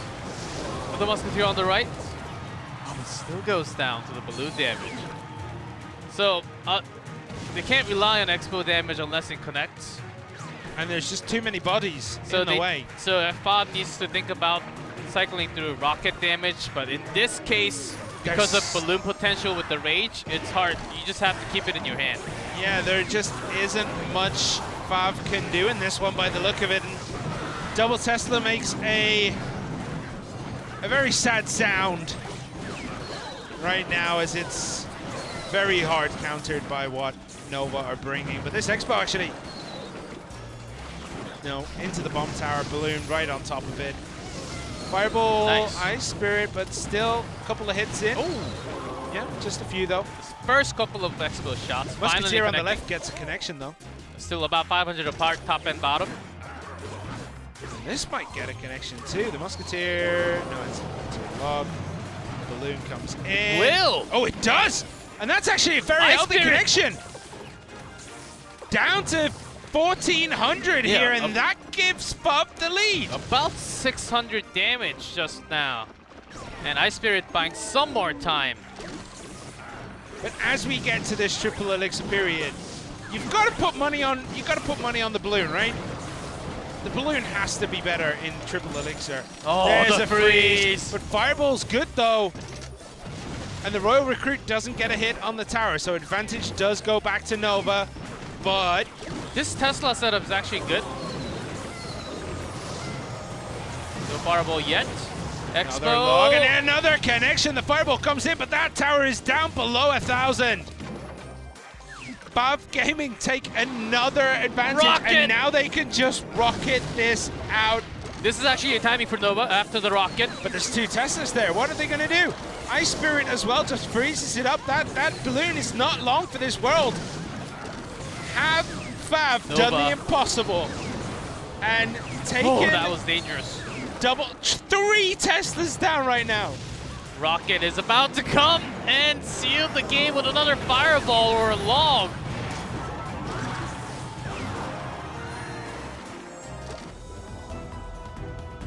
Double Expo just beat Double Balloon in 2v2. Is this ushering in a new era? If it was double Recruit and a Balloon, then we're talking different game. A double Balloon against two Tesla, two Musketeer. Just the single target damage is just massive, and they also had archers, Ice Spirit to delay. absolute insanity. Absolute. Like, imagine being Fav Gaming. Mind you, they got nothing to lose. This is the thing as well. They can do this kind of thing. I thought that was going to get a connection, but it didn't. But Fav Gaming, they have nothing really to lose, so they can do things like this. Yes, that was... I think that freeze was basically predicted by Fav Gaming throwing down the Fireball. And the placement of those Musketeers, Valkyrie Knight, and the Tesla from Fav, absolutely... It was so well placed that Nova really couldn't open up any time. They couldn't really even use the freeze against Tesla only, which lets the Musketeer open and the tower open. You know what? I talked about this yesterday, but the only way you can beat AUK is by confusing him. And double Expo in 2v2 is definitely something that, you know, might blue screen his processors. You know, it's a fatal error has occurred and AUK's eyes go blue. His power's off. So, someone needs to soft reset him. Hold down the power button on the back of AUK's neck. I mean, I know his CPU is pretty fast, but if you're restarting the whole CPU, then it takes at least a couple of seconds. you wouldn't bring that twice though, right?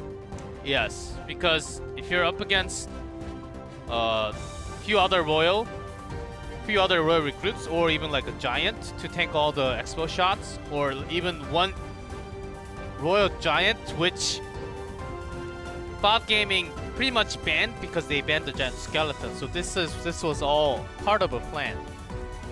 Yeah, if there was a Giant Skeleton, those expos would not have connected at all. They would have gone down. There'd have been too many bodies in the way. But they're not going to do it again, right? They're not going to do it again. And then they suddenly have Mortar instead of Expo? Double Mortar. Definitely stranger things have happened in life. Let's see how this goes. I'm intrigued. Seriously, I'm broken. Legitimately, I'm broken right now. There is no way that should have happened. Does require... if you want that double expo to actually connect and do damage, you need some massive teamwork. Well, you've got to hope that your opponent's win condition is flying. Because if it's RG, it's just going to be big bodies. If it's skeleton, if it's graveyard, Yep. it's going to confuse the expo occasionally. Even against like Ramradder, it should have been okay too. Yeah, any of the ground win conditions would have kind of ruined that deck. It's a bold strategy, Cotton, and it did pay off. Let's see if game 2 goes the same way. Fav Gaming took game 1 with double expo in 2v2. Let's see what they decide to bring this time round. Minor lava is my guess from Fob. Could be minor loop.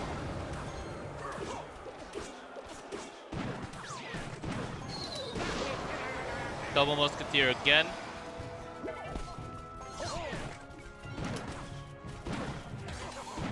Motor Miner? Well, with the Knight, legitimately Knight Musketeers could be anything. RG from AUK and D-King there. And instantly, I think that's just, is it going to get one shot? Just about one shot. Is it going to get two? Oh. How did that sneak 2 hits in there? I think Musketeer was locked onto the Skeleton Dragon. Still, even with the Heal Spirit, I wasn't expecting that. Yeah, the Mega Knight, it does some damage, but not as much as you think in a single shot. It's going to be Loon for Jack and Katashian here. Cage is good. Fireball's going to push it to the side. E-Wiz is just going to stop that completely. Yeah, Nova, this time they at least have an E-Wiz to stop those balloons. Not just that, they do have anti-air, Cage to drag, so this can actually, a double Cage in fact, from Nova's side. So Fob should be talking right now how they can sneak in those balloons. It will be tough. Single Cage, it's possible, but double Cage. Well, I mean, they do have enough tools with the Mega Knight. With the Mega Knight Miner, they do have enough tools to kind of not have to throw down those balloons and rely on Musketeer hits. Like, it's a possible solution if they find it too difficult to get these balloons through. RG at the bridge, Heal Spirit's there, Mega Knight on top. The heal still comes in. Mega Knight slightly mistimed there. RG still gets one shot in the tower, plus the poison damage. Nova, you already know they certainly have a favor in this matchup. Yeah, Fireball might be useful there, but Bomb Tower is going to be there. Minions come in, eaten alive by the Baby Dragon and Heal Spirit. This time, Royal Giant doesn't get a hit. Not as bad because the Lumberjack was chopping him into pieces, and then right after. The thing about Fob is that they're doing okay in defense, but constant RG load, which means that you don't get a chance to load in your balloon. Yeah, I mean, they're struggling to make a path This is here, an okay but this timing. is it. But the Cage comes in, the Miner is played at the back. It's not going to go after the E-Wiz, and that might make a bit of trouble.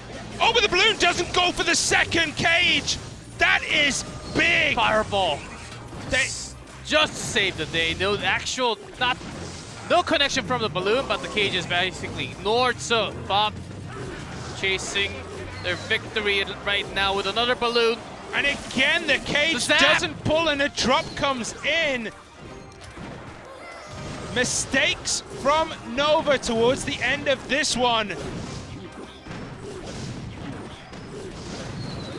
And the Royal Giant doesn't connect a single shot. No. Again, Fob going back to back, another balloon with the Miner. And a Fireball comes in to part the waves and freeze, and that, I think, will be that. The Snowball doesn't push it back onto the Cage, and Jacket Katashian somehow, after being on the back foot, all of that 2v2, somehow get that balloon connection.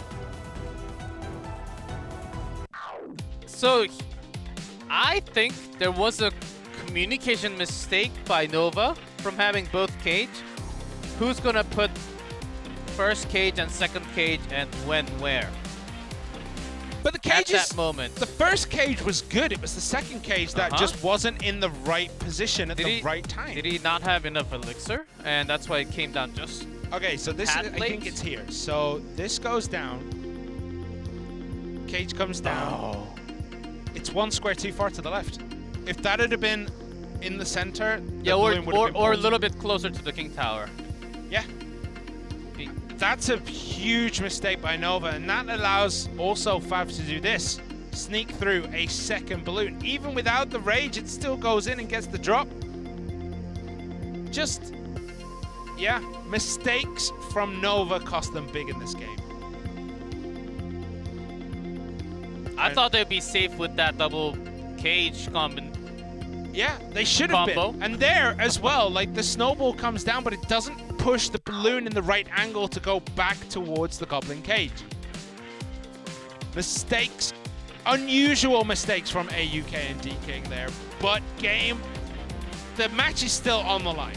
Game 1 and Game 2 in the 2v2 do go to Fab. Jack and Katashian. Maybe this will reignite Jack in this season, because you look at it in there and he is having fun with Katashian. That's the joy of 2v2. Like, you're having fun with someone else, and that could legitimately reignite that fire underneath you, where you kickstart that enjoyment of the game again. Maybe he was having a rough patch. He's been losing too many games. He's feeling kind of down. Throw him in 2v2. Throw him with Katashian. Do something weird. Double Expo. Oh, it worked? Wow, now I feel great. Let's go into 1v1 and absolutely decimate people. And bring the same Expo deck in 1v1. What's weird about Expo? You said weird? Expo's fine, man. All right, at the beginning of today, we said there is a possibility that double Expo could make its way into 2v2. Little did we know it would happen 2.5 hours later. It shouldn't. I know you're extremely happy that it happened, and you love Expo to death. I'm extremely confused. I don't know if I'm happy. I'm just confused. All right, King of the Hill it is. And we go into this, as you can see at the top, it is LCUP who can make an appearance today. Then CRS is in number 3. But none of Fab Gaming are in that top 5. And this is why 33% for Expo Master, 44% for Jack, and Hajime only sits at 58%. It's all kind of gone wrong for Fab Gaming, but on the opposite side, look at that, Nova Esports. Everyone except Little Chen with a positive win rate in King of the Hill. So we can expect whoever comes out for Nova to just beat Fab Gaming here, and then it goes to the 1v1. But Hajime is going to come out first. That's a possible story of what can happen, but Fab Gaming, they tend to play differently, so much better in 1v1 when they start off with the 2v2 win. And especially after a big loss against Solomon, I think Nova can actually struggle. It was just last night. Of course, they can have different King of the Hill roster, but LCUP going first, which doesn't usually happen for Nova Esports. Well, the last time Nova and Fav played each other, Hajime went up against Rain and lost. Actually, the last time they went up against each other, I think, yeah, Jack got the kill against Rain, got the kill against D-King, and then LCUP just went on a tear, took out Expo Master and took out Jack. Yeah, because Hajime lost to Rain. So we'll see how it goes today for Hajime. LCUP, though, this season has been on absolute fire. Yesterday might just be a hiccup. We'll have to see if he can continue to perform as well as we know he can, or if that was the start of a very slippery slope. We'll see. What do you think? I think Hajime stands has a pretty good chance against LCUP. He does indeed. Nice We spirit. are in this, and is it gonna be Expo? It could very well be Expo for Hajime here. Or is it just Goblin Barrel? I'm smelling arrows. I mean, the arrows from Expo. is a fireball instead, and it is Hogs. Right after fireball. I know that's gonna hurt, but it is most likely Expo here from Hajime. Not too bad with that lock Tesla though. Imagine burning a fireball right before the Hogs come down and still only taking like 50 damage. Yeah, Must be nice. See the reaction time from LC up. That load of the Royal Logs right after the fireball. Yep, these players are on the highest level of a Clash Royale, man. And final card, we're waiting for that Expo. This is where Hajime brings Sparky instead. Alright, so it is going to be Royal Recruits playing at the back. And there is the Expo coming down. Defensive positions to start us off. What was the last buff on Expo? Like plus 5% HP? I do not remember. Was it like a million years ago? No, only like Fireball? No? Okay. he has the Expo setup, which buys a good amount of time, but still, from not using Fireball, he will take a whole lot of hit. Oh, he had no elixir. Didn't even realize that. Like, he is down in elixir right now. He put Knight instead. Look at the elixir values. Even with the Skeleton Dragons played, like LC up was still equal with Hajime. And there is another Expo, another defensive position. Locks on to that cage. Oh. Fireball does come down. Expo will finish everything else nicely there. Yeah, against recruits, Hajime needs a perfect defensive Expo setup first. Well, just goes for it now. Already. Fireball does come down. Locks into the cage. Hogs going down the left-hand side. Fireball and Skeletons clear that up. Is this going to get a connection? I don't think it will this time round. It's a nice try, but no dice this time. I mean, if you're LC up, you have played against this exact Expo deck a billion times. More than a billion times. So he's going to know how to play around these Expos, how to play around the Teslas. And with the Royal Hogs, I mean, that is possible. As soon as something goes down in one lane, go down the other. As soon as the Fireball's played, drop down your Skeleton Dragons. And then a Royal Hog.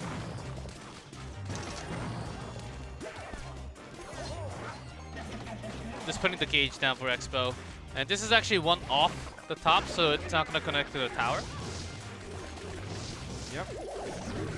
I mean, two off the top.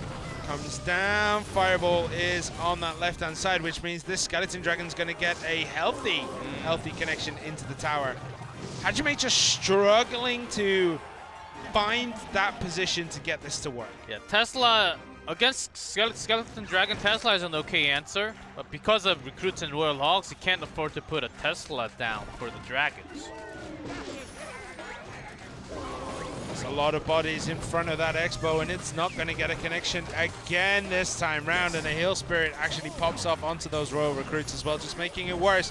And it looks as though LC up is going to take this, but all it takes is one good connection with that Expo. If Hajime can find that in the next 40 seconds, he'll take this game. Expecting those Hogs to come.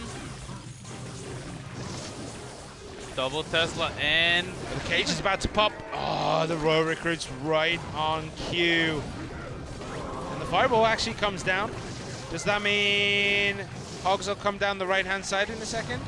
Choosing not to. Yeah, LCL just putting chunks of Fireball damage again. And time's ticking, Cage. That's it. Yeah, there is no way. Even if this was a clean connection, I don't think the Expo could do enough damage in 6 seconds to bring it through. And Elsiop takes game 1 in the King of the Hill against Hajime. Expo's a great deck, but in this specific matchup, especially against the recruits, I mean, when we had 2v2, different story. Different synergy, different matchup, especially against the Balloon with the recruits. But in this case, against Royal Hogs, when you have so many single target damage like the Tesla, that's why we always mention if he had a bomb tower against the Royal Hogs, if he had the bomb tower or anything like that, or a cage, that deck would have been super expensive. The thing is as well, like, there were just so many fireball targets. Yeah. And you fireball the skeleton dragons, the hogs come in, you fireball the hogs, a musketeer comes in. Like, there's just too many things that need fireballing, and Hajime just can't get round to it quick enough, doesn't have the elixir to do so. And even if he plays it, he just opens himself up for a huge counterattack. Yeah, but whenever Hajime was placing the Tesla in the center, LCL was looking for more chances of Royal Hog.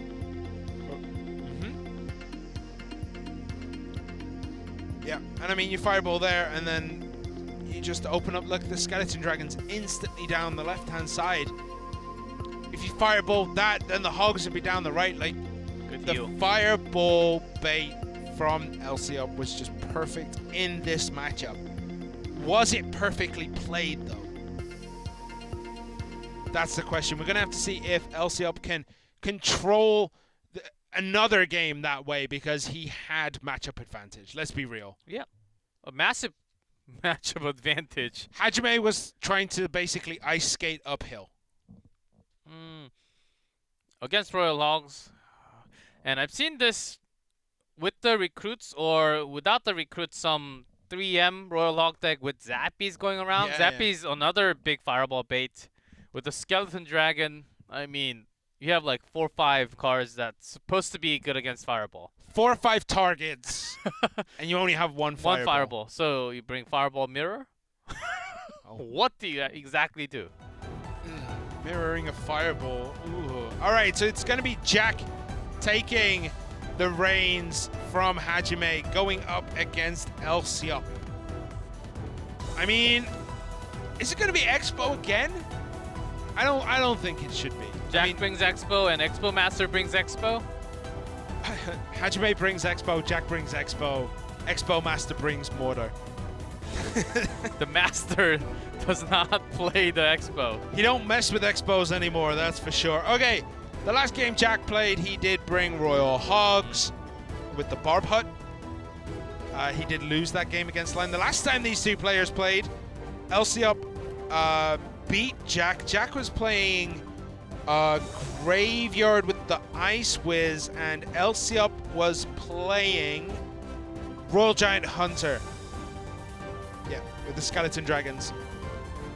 So these two have a brief history. Elsiop is the victor between those two. So we'll see if Elsiop will win again as these two play. Can Elsiop get a all kill today? And if he does, that actually takes us to game 3. Set 3. Set 3. Set 3. It's possible with Elsiop going first. I do want to see other players from from Nova, not Elsiop. Let's see.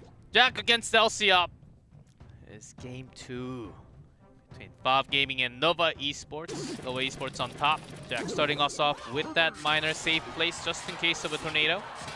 Yeah, and the Mega Minion from Elsiop. Is this what? What were you going to say? No, with the zap.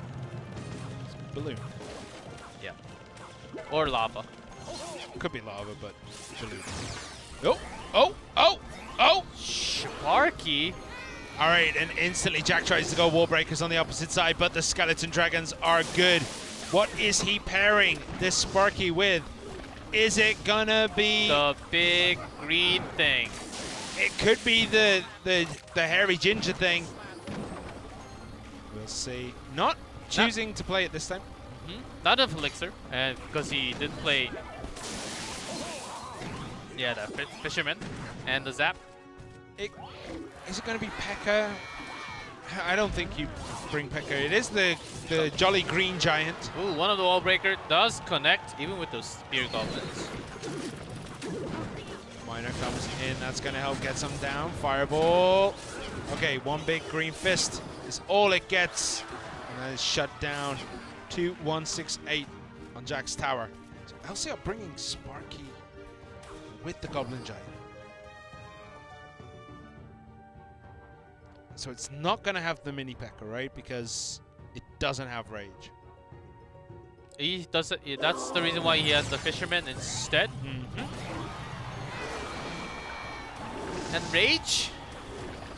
There's potential. No, there isn't. Surely. But with the fireball zap, don't think so. I had the elixir to play it there. Chooses not to. Interesting decision. Wasting a zap there does Elsiop, trying to get rid of the skeletons that were already dead. Heal Spirit does get a big heal. And Fireball comes in. Miner on the back for Jack. Having some better scratches at the end of the day.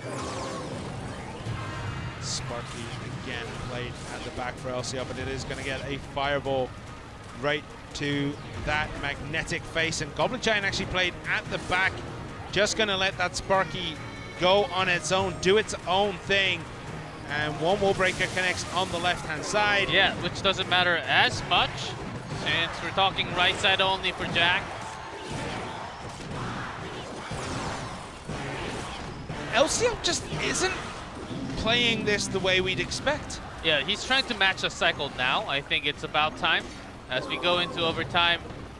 And Elsiop will look for those small zap potential that leads into a Sparky shot into tower. He's already used that zap this time around. Fireball comes in. The Knight isn't going to go down to the Spear Goblins. The Musketeer with barely any HP does manage to clean that up. Jack holding tight right now against this Sparky onslaught. Yeah, Elsiop wanted to have that Heal Spirit take a shot from the Musketeer, but it went into Sparky instead. More hits coming through from the Miner. That Wall Breaker, ooh, I thought it was going to get a connection in there. Fisherman's going to pull the Musketeer forward, so this might be an opportunity for a Sparky to be played right, tucked in behind the Goblin Giant. Yeah, this is the push that Elsiop has been waiting for a long time. Is it going to work? Musketeer on the side. Is that going to be in range? Heal Spirit is there too. That gets a good heal, but unfortunately the Knight comes down and the Miner for Jack doing even more damage. It looks as though this is Jack's game to lose right now. Fireball comes in, 3-4-9. Gets deleted by the Fireball there. Miner still stays alive and Elsiop can't really break it through. Gets the pull, but 157, that's in a Fireball range. Jack takes game 2 against Elsiop. Elsiop trying to bring that Gob Giant Sparky and just getting absolutely shut down here. Absolutely shut down.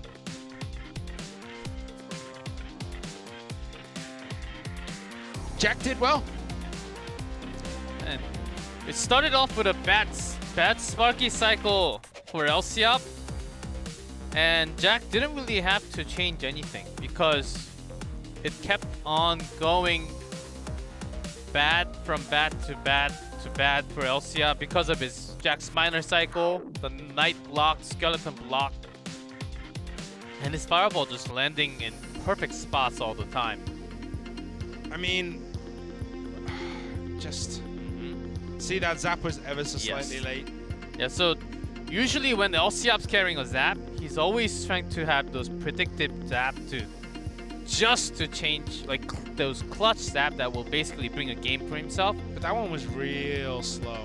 That Heal Spirit was designed to take out those skeletons so that Sparky could hit that tower, but unfortunately, no dice for Elsiop. Just wasn't his day with this Sparky deck. Jack played the Minor Wall Breakers absolutely perfectly today against this deck.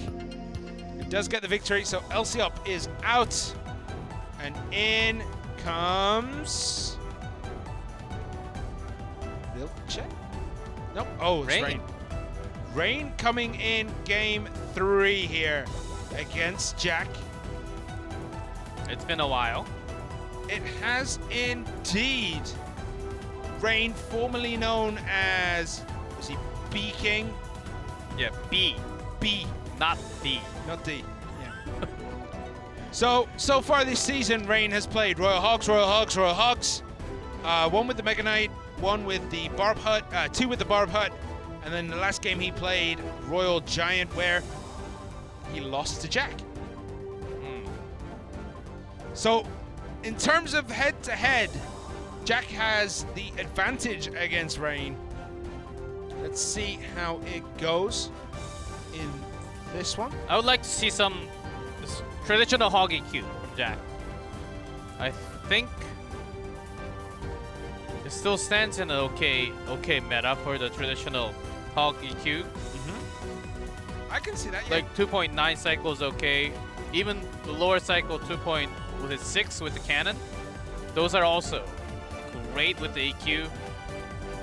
Since we need a lot of fireball baits, it works okay in the meta. Clearly deciding on what deck to play today. It's not an easy decision for sure. Jack against Rain. Maybe looking back on the history and the decks they played last time. Yep. Which would put Jack at playing Graveyard Musketeer. Graveyard. Yeah, Bomb Tower, Barb Barrel.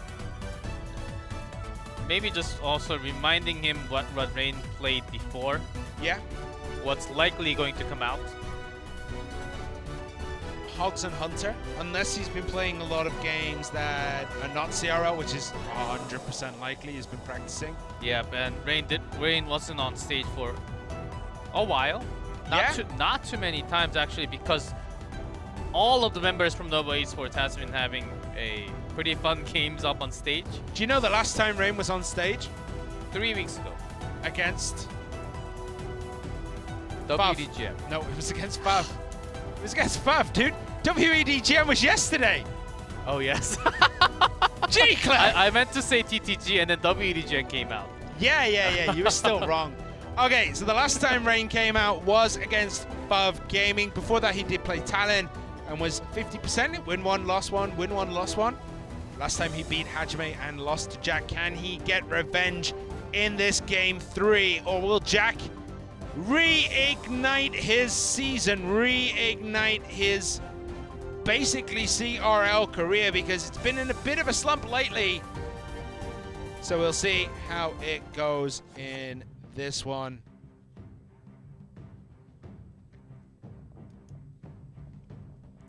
Let's see. Nova Esports Rain on top and instant motor. Bait. Or motor control with motor miner. Motor graveyard. Depends if you see the cannon or not. Cannon card. A cannon card. Yes.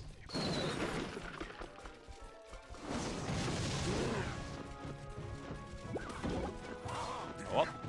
Well, cannon cart is there. Jack's nodding his head. It looks like as though he knows that this is the graveyard. Yeah, Jack's got his own graveyard. Yeah. But in this matchup with the cannon card, we've seen this matchup as, I believe with Sado. Yep. Jack's starting his own just a little faster. Defensive poison does come down though. That's going to shut that down. Any cheeky scratches here from these skeletons? Yeah, and defensive 0. 0 damage. Nice. And delivery just locking the bridge against the Knight and the Musketeer. So Rain definitely having an okay defense, and this is going to continue. And Bomb Tower. No. What's he going to stop this mortar with? The skeletons do split and part the waves, meaning the mortar actually doesn't get a shot on anything. Does get a shot now. Onto the tower. The Musketeer might get a hit. No. Knight played from one, Royal Delivery played from the other. Recruit. It is a recruit. It is one recruit. Yeah. Delivered from the sky. Royally delivered from the sky. Thank you very much, Yes. G-Clef. All right, 2 times You're welcome. double elixir period. Cannon cart, graveyard played on the left. Oh, the right. And bomb tower comes in. That's going to be closed down. Cannon cart's not going to get anywhere, but some of these scratches are sneaking through. 1931 on that bottom tower. Yeah, Jack, I think, was hesitating if he should use the poison or not. And he decides to use it offensively against the Musketeer now. Even the bottom left, Knight gets a few scratch. The Graveyard actually doing okay this time for Jack. Yeah, 16-13. Rain didn't want to use the defensive poison either, but that cannon cart is in range of the tower.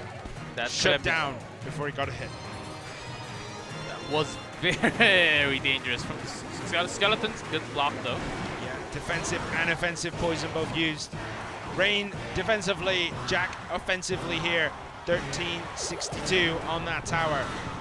And Jack's getting the better hand of these, but that cannon cart, again, is getting a bit too close for comfort. The bomb tower will help shut that down, though. Yeah, this Graveyard not as powerful. Oh, Skeleton. Oh, it's starting 34-5. Was starting to just overwhelm Jack's defenses for that last little second, but loading up.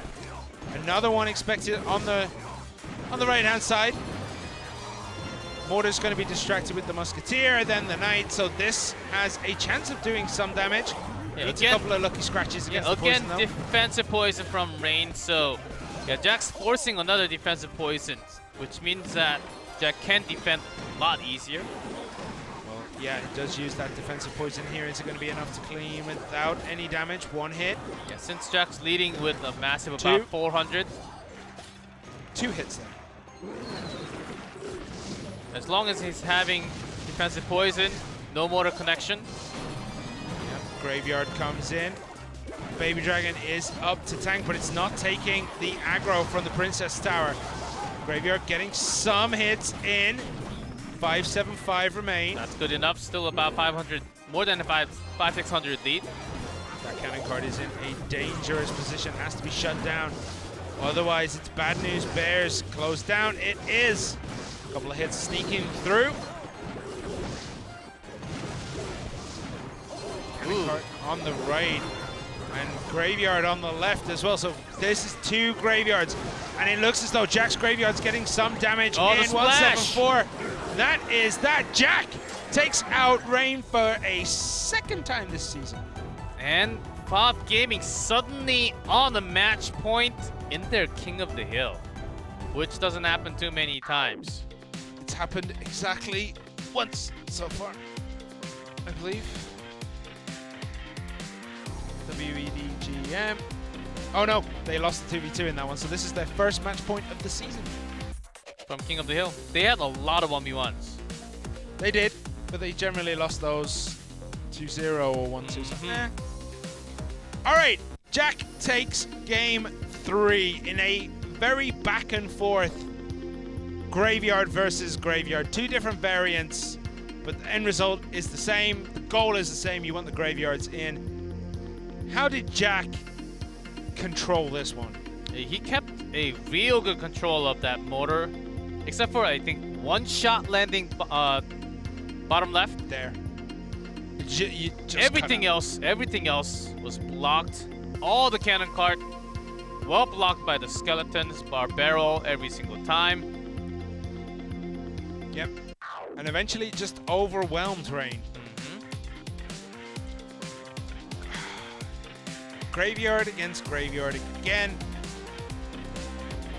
Most of the time, it's a lot of the pros says it's how many times you can use the Graveyard with your poison and how many defensive poisons you need to force.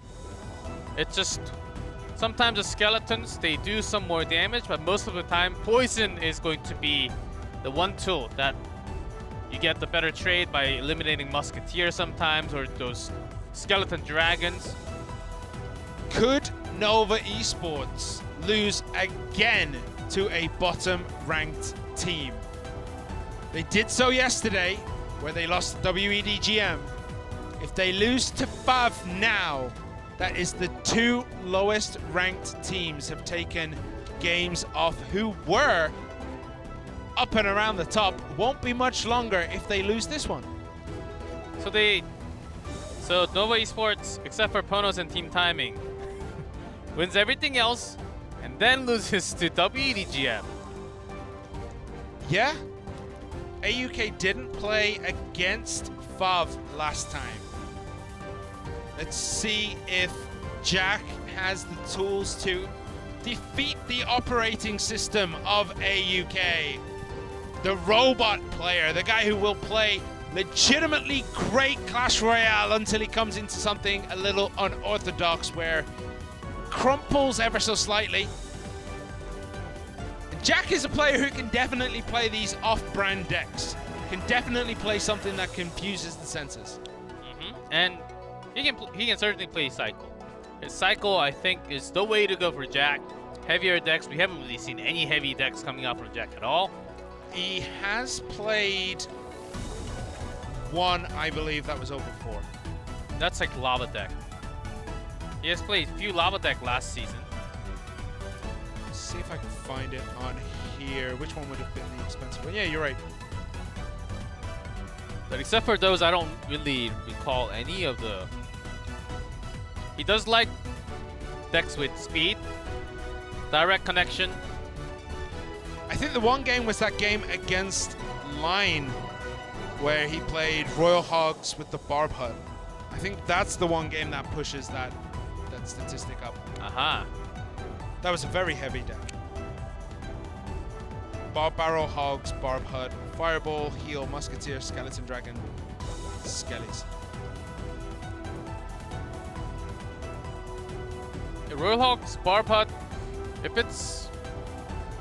Yeah, it's still pretty up there. It's usually 3.5, depends on what you have with it. If you have some heavier spells, it does go up. Yeah. Well, we'll see what AUK is going to bring. AUK this season has not played all too many games. Yes. He did play yesterday and got 2 kills. Does love to run deliveries. Not deliveries. Recruits. We're all getting it mixed up now. So yesterday, AUK did beat Wonga. He did beat Higher and lost to Solomon, who then went on to all-kill the rest of Nova. This time he stands as the last bastion of purple. Let's see how it goes. 2.9 Wallbreaker Miner from Jack. And 3.5 Graveyard from AUK. Yeah, and the Princess Tower is actually smacking on skeletons. Oh, but some good spawns, which was actually blocked by the Musketeer. So not as bad as you think for Jack. And that wasn't perfectly timed with the Knight. Yeah, but look at the damage on that top left tower. 1897 this early in the game. We've only just gone past the 1 minute mark. Wallbreaker's played on the left with the cage, going right. Tornado does activate the King Tower, and that's going to make it a little more difficult for these miners and Wallbreakers to get connections in. Did a lot to the right side. 1751.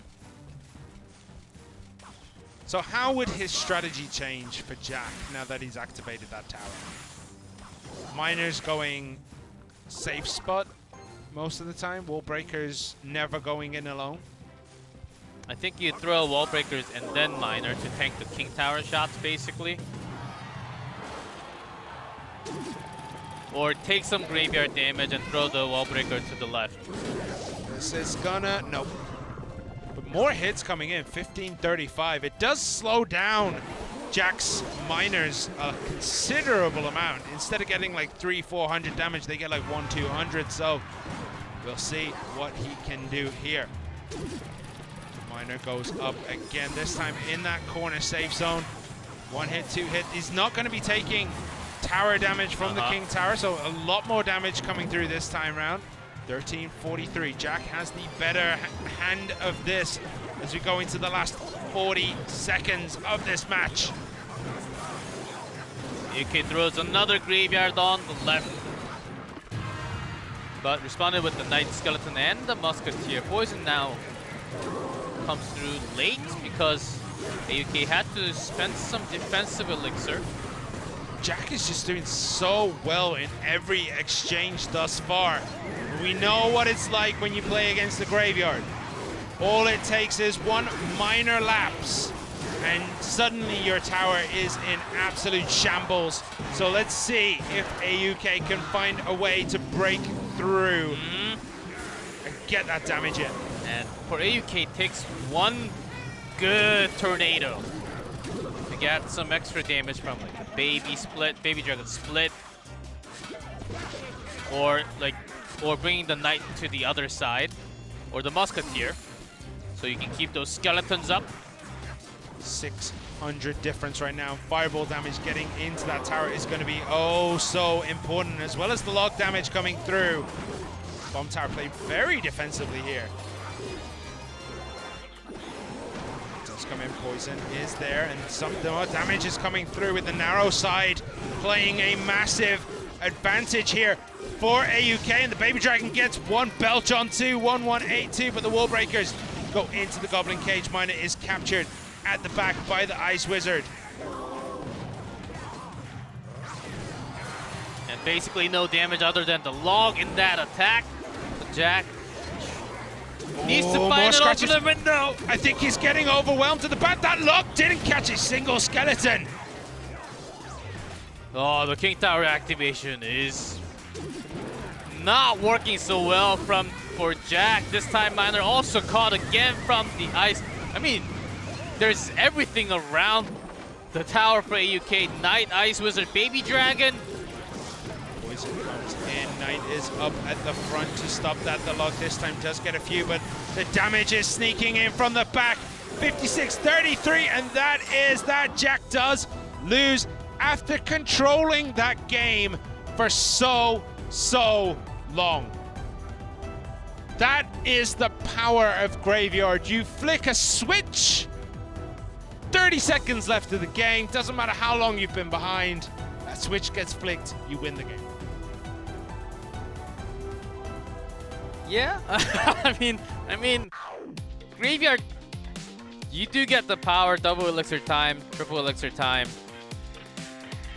Especially because against Wallbreaker Miner, your defensive troops are not going to take too much damage. And after your defense, your cage, the Brawler, Ice Wizard, Knight, Baby Dragon, they're all going to come towards that bridge.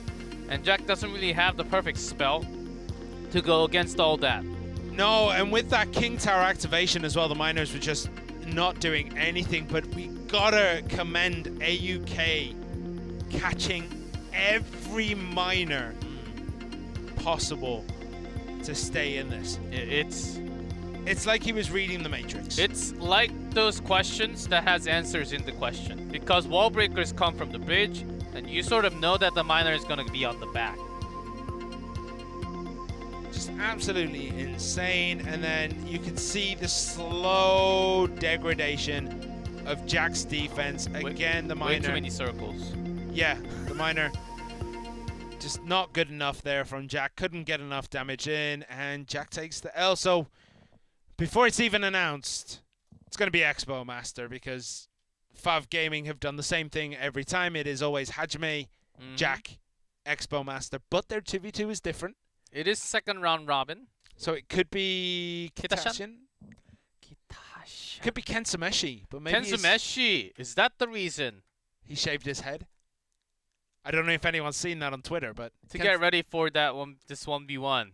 Kensumeshi is it's fully shaved on his head. It's very short. Yes, he just went like that, literally. Thought it was a comb, it was actually a shaver. Okay, it is going to be Expo Master in the final slot. Okay, because Kensumeshi didn't show up in 2v2. That was my guess. Yeah, it's weird that Jack still gets put into the 1v1 after playing the 2v2, but you can play every set of the day, and there is Expo Master. Hello. Yeah, that's a very close picture, and seems like it might be did he just have some vitamin C? I don't know, maybe he's had something. Yeah, the vitamin C sticks that you get in Korea that always seem to go up your nose. Like burns the back of your nose. Yeah, it's definitely possible. Okay, as you can see, Expo Master historically has a 61.4% game win rate. However, this season that is down low. I think it's 30%. He is not having the best of seasons, Expo Master. In King of the Hill, he started off pretty strong. He beat Nuri, he beat Sato, but since then it has been L. He lost to Numisa, lost to KK, lost to LCOP last time round, and lost to Line. Admittedly, every loss has been to the superstar of the teams that they are part of. AUK is superstar, so do with that what you will. It's going to be a good match. Yes, and this is Expo Master does have his ups and downs during the season, and I think it's about time where he just rises up. Well, Jack definitely has rose up today, closing out game 1 and 2 in that 2v2. Now, if Expo Master can win this one against AUK, Fav Gaming get a much-needed victory against a very strong opponent in Nova, but AUK can take us to set 3, which is the 1v1, if he can win this game. Goblin Barrel, is it just the regular bait or the double bait with the skeleton dragons? I mean, skeleton barrels. Did see skeleton barrel? I knew what you meant. I mean, did see skeleton dragons from AUK? It What is am I skeleton saying now? barrel from Expo Master. I'll save the day, G-Clef. Thank you, Simon. All right, these skeletons going to take that, and then the goblin comes out and kills the last one. Yes, one of the signature card for Expo Master, Dark Goblin. Yeah, good knight placement to pull the brawler across. And the skeletons. Yeah, And AUK, good response with the heal spirit there. Yeah, unfortunately, heal spirit's still too good, and you know, gets those skeletons out of the way. Shouldn't jump, he should just have to walk into everything. Ooh, One look at stab. stabs. That's a good position right there to drop your skeletons in. Nice trick goblins there. in. Fortunately, the skeleton barrel didn't get a connection though. All right, Expo Master, let's do it. Still okay, Expo Master holding a pretty good defense. Skeletons. Doing nothing. Nada.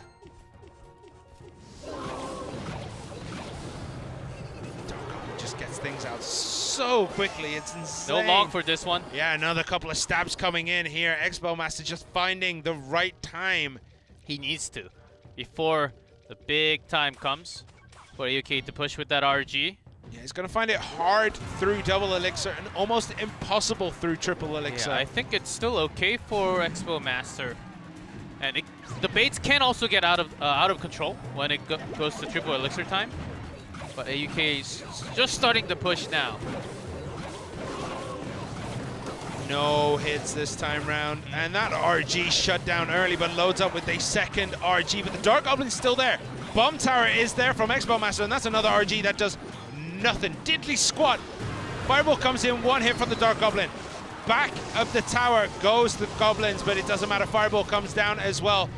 Expo Master just getting every centimeter of damage into this one. It's going so well for him thus far. It has to, because if AUK loads up on RG, that's a chance for Expo Master to do some damage on the left or the right. Here we go. Fireball comes in. That's going to take care of the Dark Goblin, but that opens up the barrel. AUK has a lot of elixir, but does take another couple of stabs. Brawler in there. Who does get a punch into the tower. RG soaked into the bomb tower, but the Musketeer did get a few shots in the bottom right. Yeah, but the RG goes down without a hit again. Dark Goblin survives. Lock comes in, that's going to be good. That Dark Goblin is in a very frontal position, so it's not going to last very long. And another RG played on the right this time. Bomb Tower is good. It is going to draw the aggro from the Royal Giant. Fireball is good as well. Skeletons in the back, shut down. Another RG. Well-timed Fireball. Good blade from Expo Master to get that RG down with no shots into tower again. Yeah, he's doing really well with these RGs. His defense is super strong. That's going to get logged away, we'd hope. No hits. Okay. Brawler is going to get shut down. There's another RG. Barrel loaded on the right. Bomb Tower is there. Knight is there. Heal Spirit's good this time, though. And that's going to be... Is it going to tip the balance? No, it's not. That RG shut down again. Yeah, that Dark Goblin survives forever. This time, yeah, the cycle's so quick with this bait. The Fireball is good for AUK this time around, but it gets back to another, but eats a hit from that RG. Expo Master cannot afford any more damage. He has to keep this advantage during the last 20 seconds. But there is a Fireball. The log is deep, and it does get a connection. There's a Fireball into the tower. 1139. Expo Master still has the advantage. 10 seconds left. Another Fireball comes in. A couple of Skeletons getting hit. 799. Is it going to be enough? He's just piling on the pressure, and I think he's done it. He's closed it out. Fab Gaming get a win here against Nova Esports, and Nova Esports go down this weekend 2-0 against the bottom 2 teams of the league. And not just a win, they win against Nova Esports, and they have a win in King of the Hill after 2v2 victory. This means a whole lot for Fab Gaming, which they have not done for the entire season. Their losses in King of the Hill or the losses in 2v2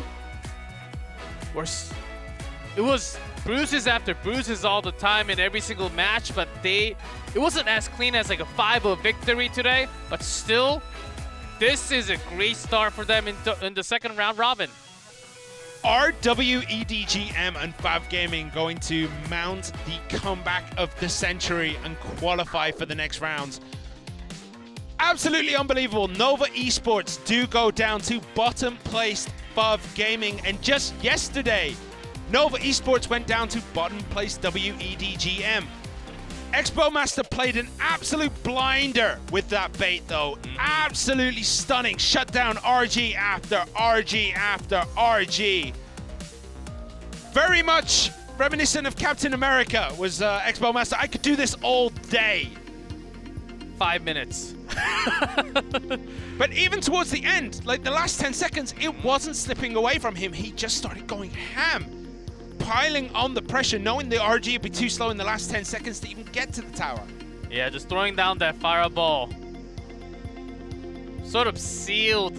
Like put the last nail in the coffin. Or Expo Master saying, okay, there's no way you come back. RG's way too slow. My bait wins. Yeah, and every time that fireball was released, it did get into the tower, which is what Expo Master needed. And with 18 seconds, it's getting rough. You're like, yeah, okay. Double Dark Goblin there. There's 100 difference. It can slip away. 10 seconds, fireball. Look at the pressure that Expo Master exerts in the last few seconds. Everything was going up front.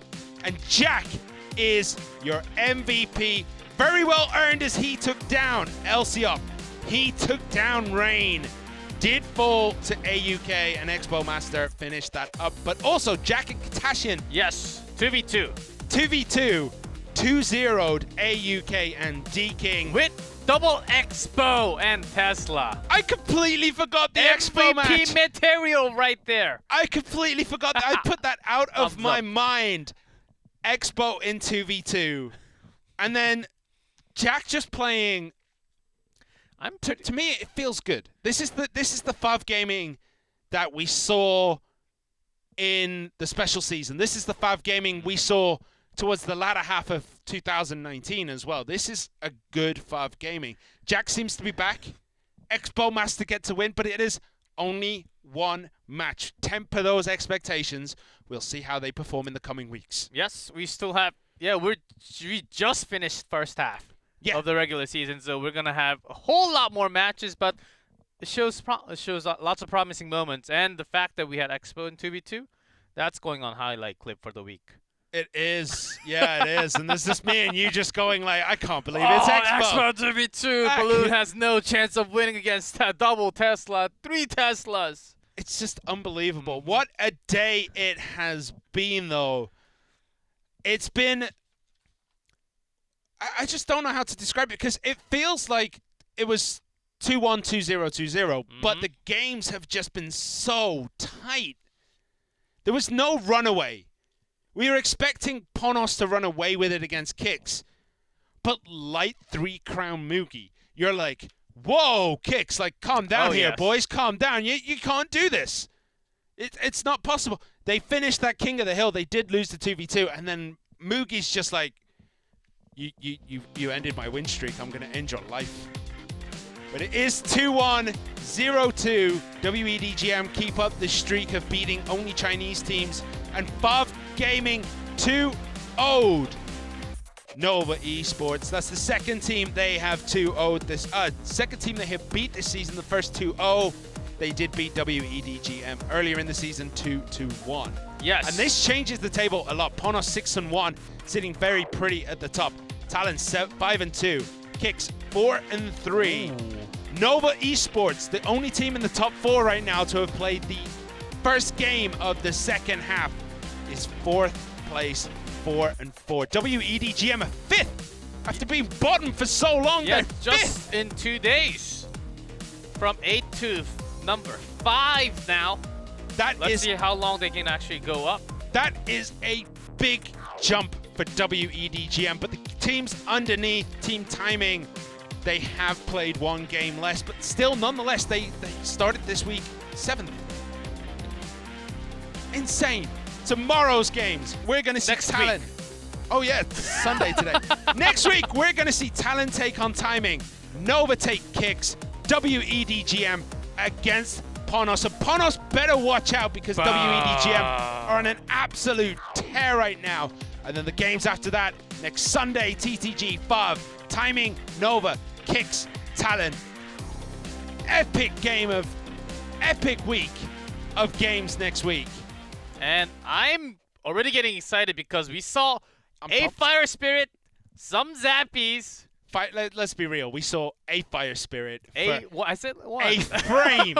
It was a frame of Fire Spirits going into 3 Royal. I don't even think they were played. I think the card just appeared at the top. It didn't get played. Yep. Guess what's going to happen within the week? There will be lots of experiments from all the teams. Maybe next week. Who knows? We'll see some different decks. Bomber might make an appearance next week, but we legitimately do not know. But it has been a great week filled with upsets. Join us next week to see if there are any more upsets in store for Clash Royale League East. We'll see you next time.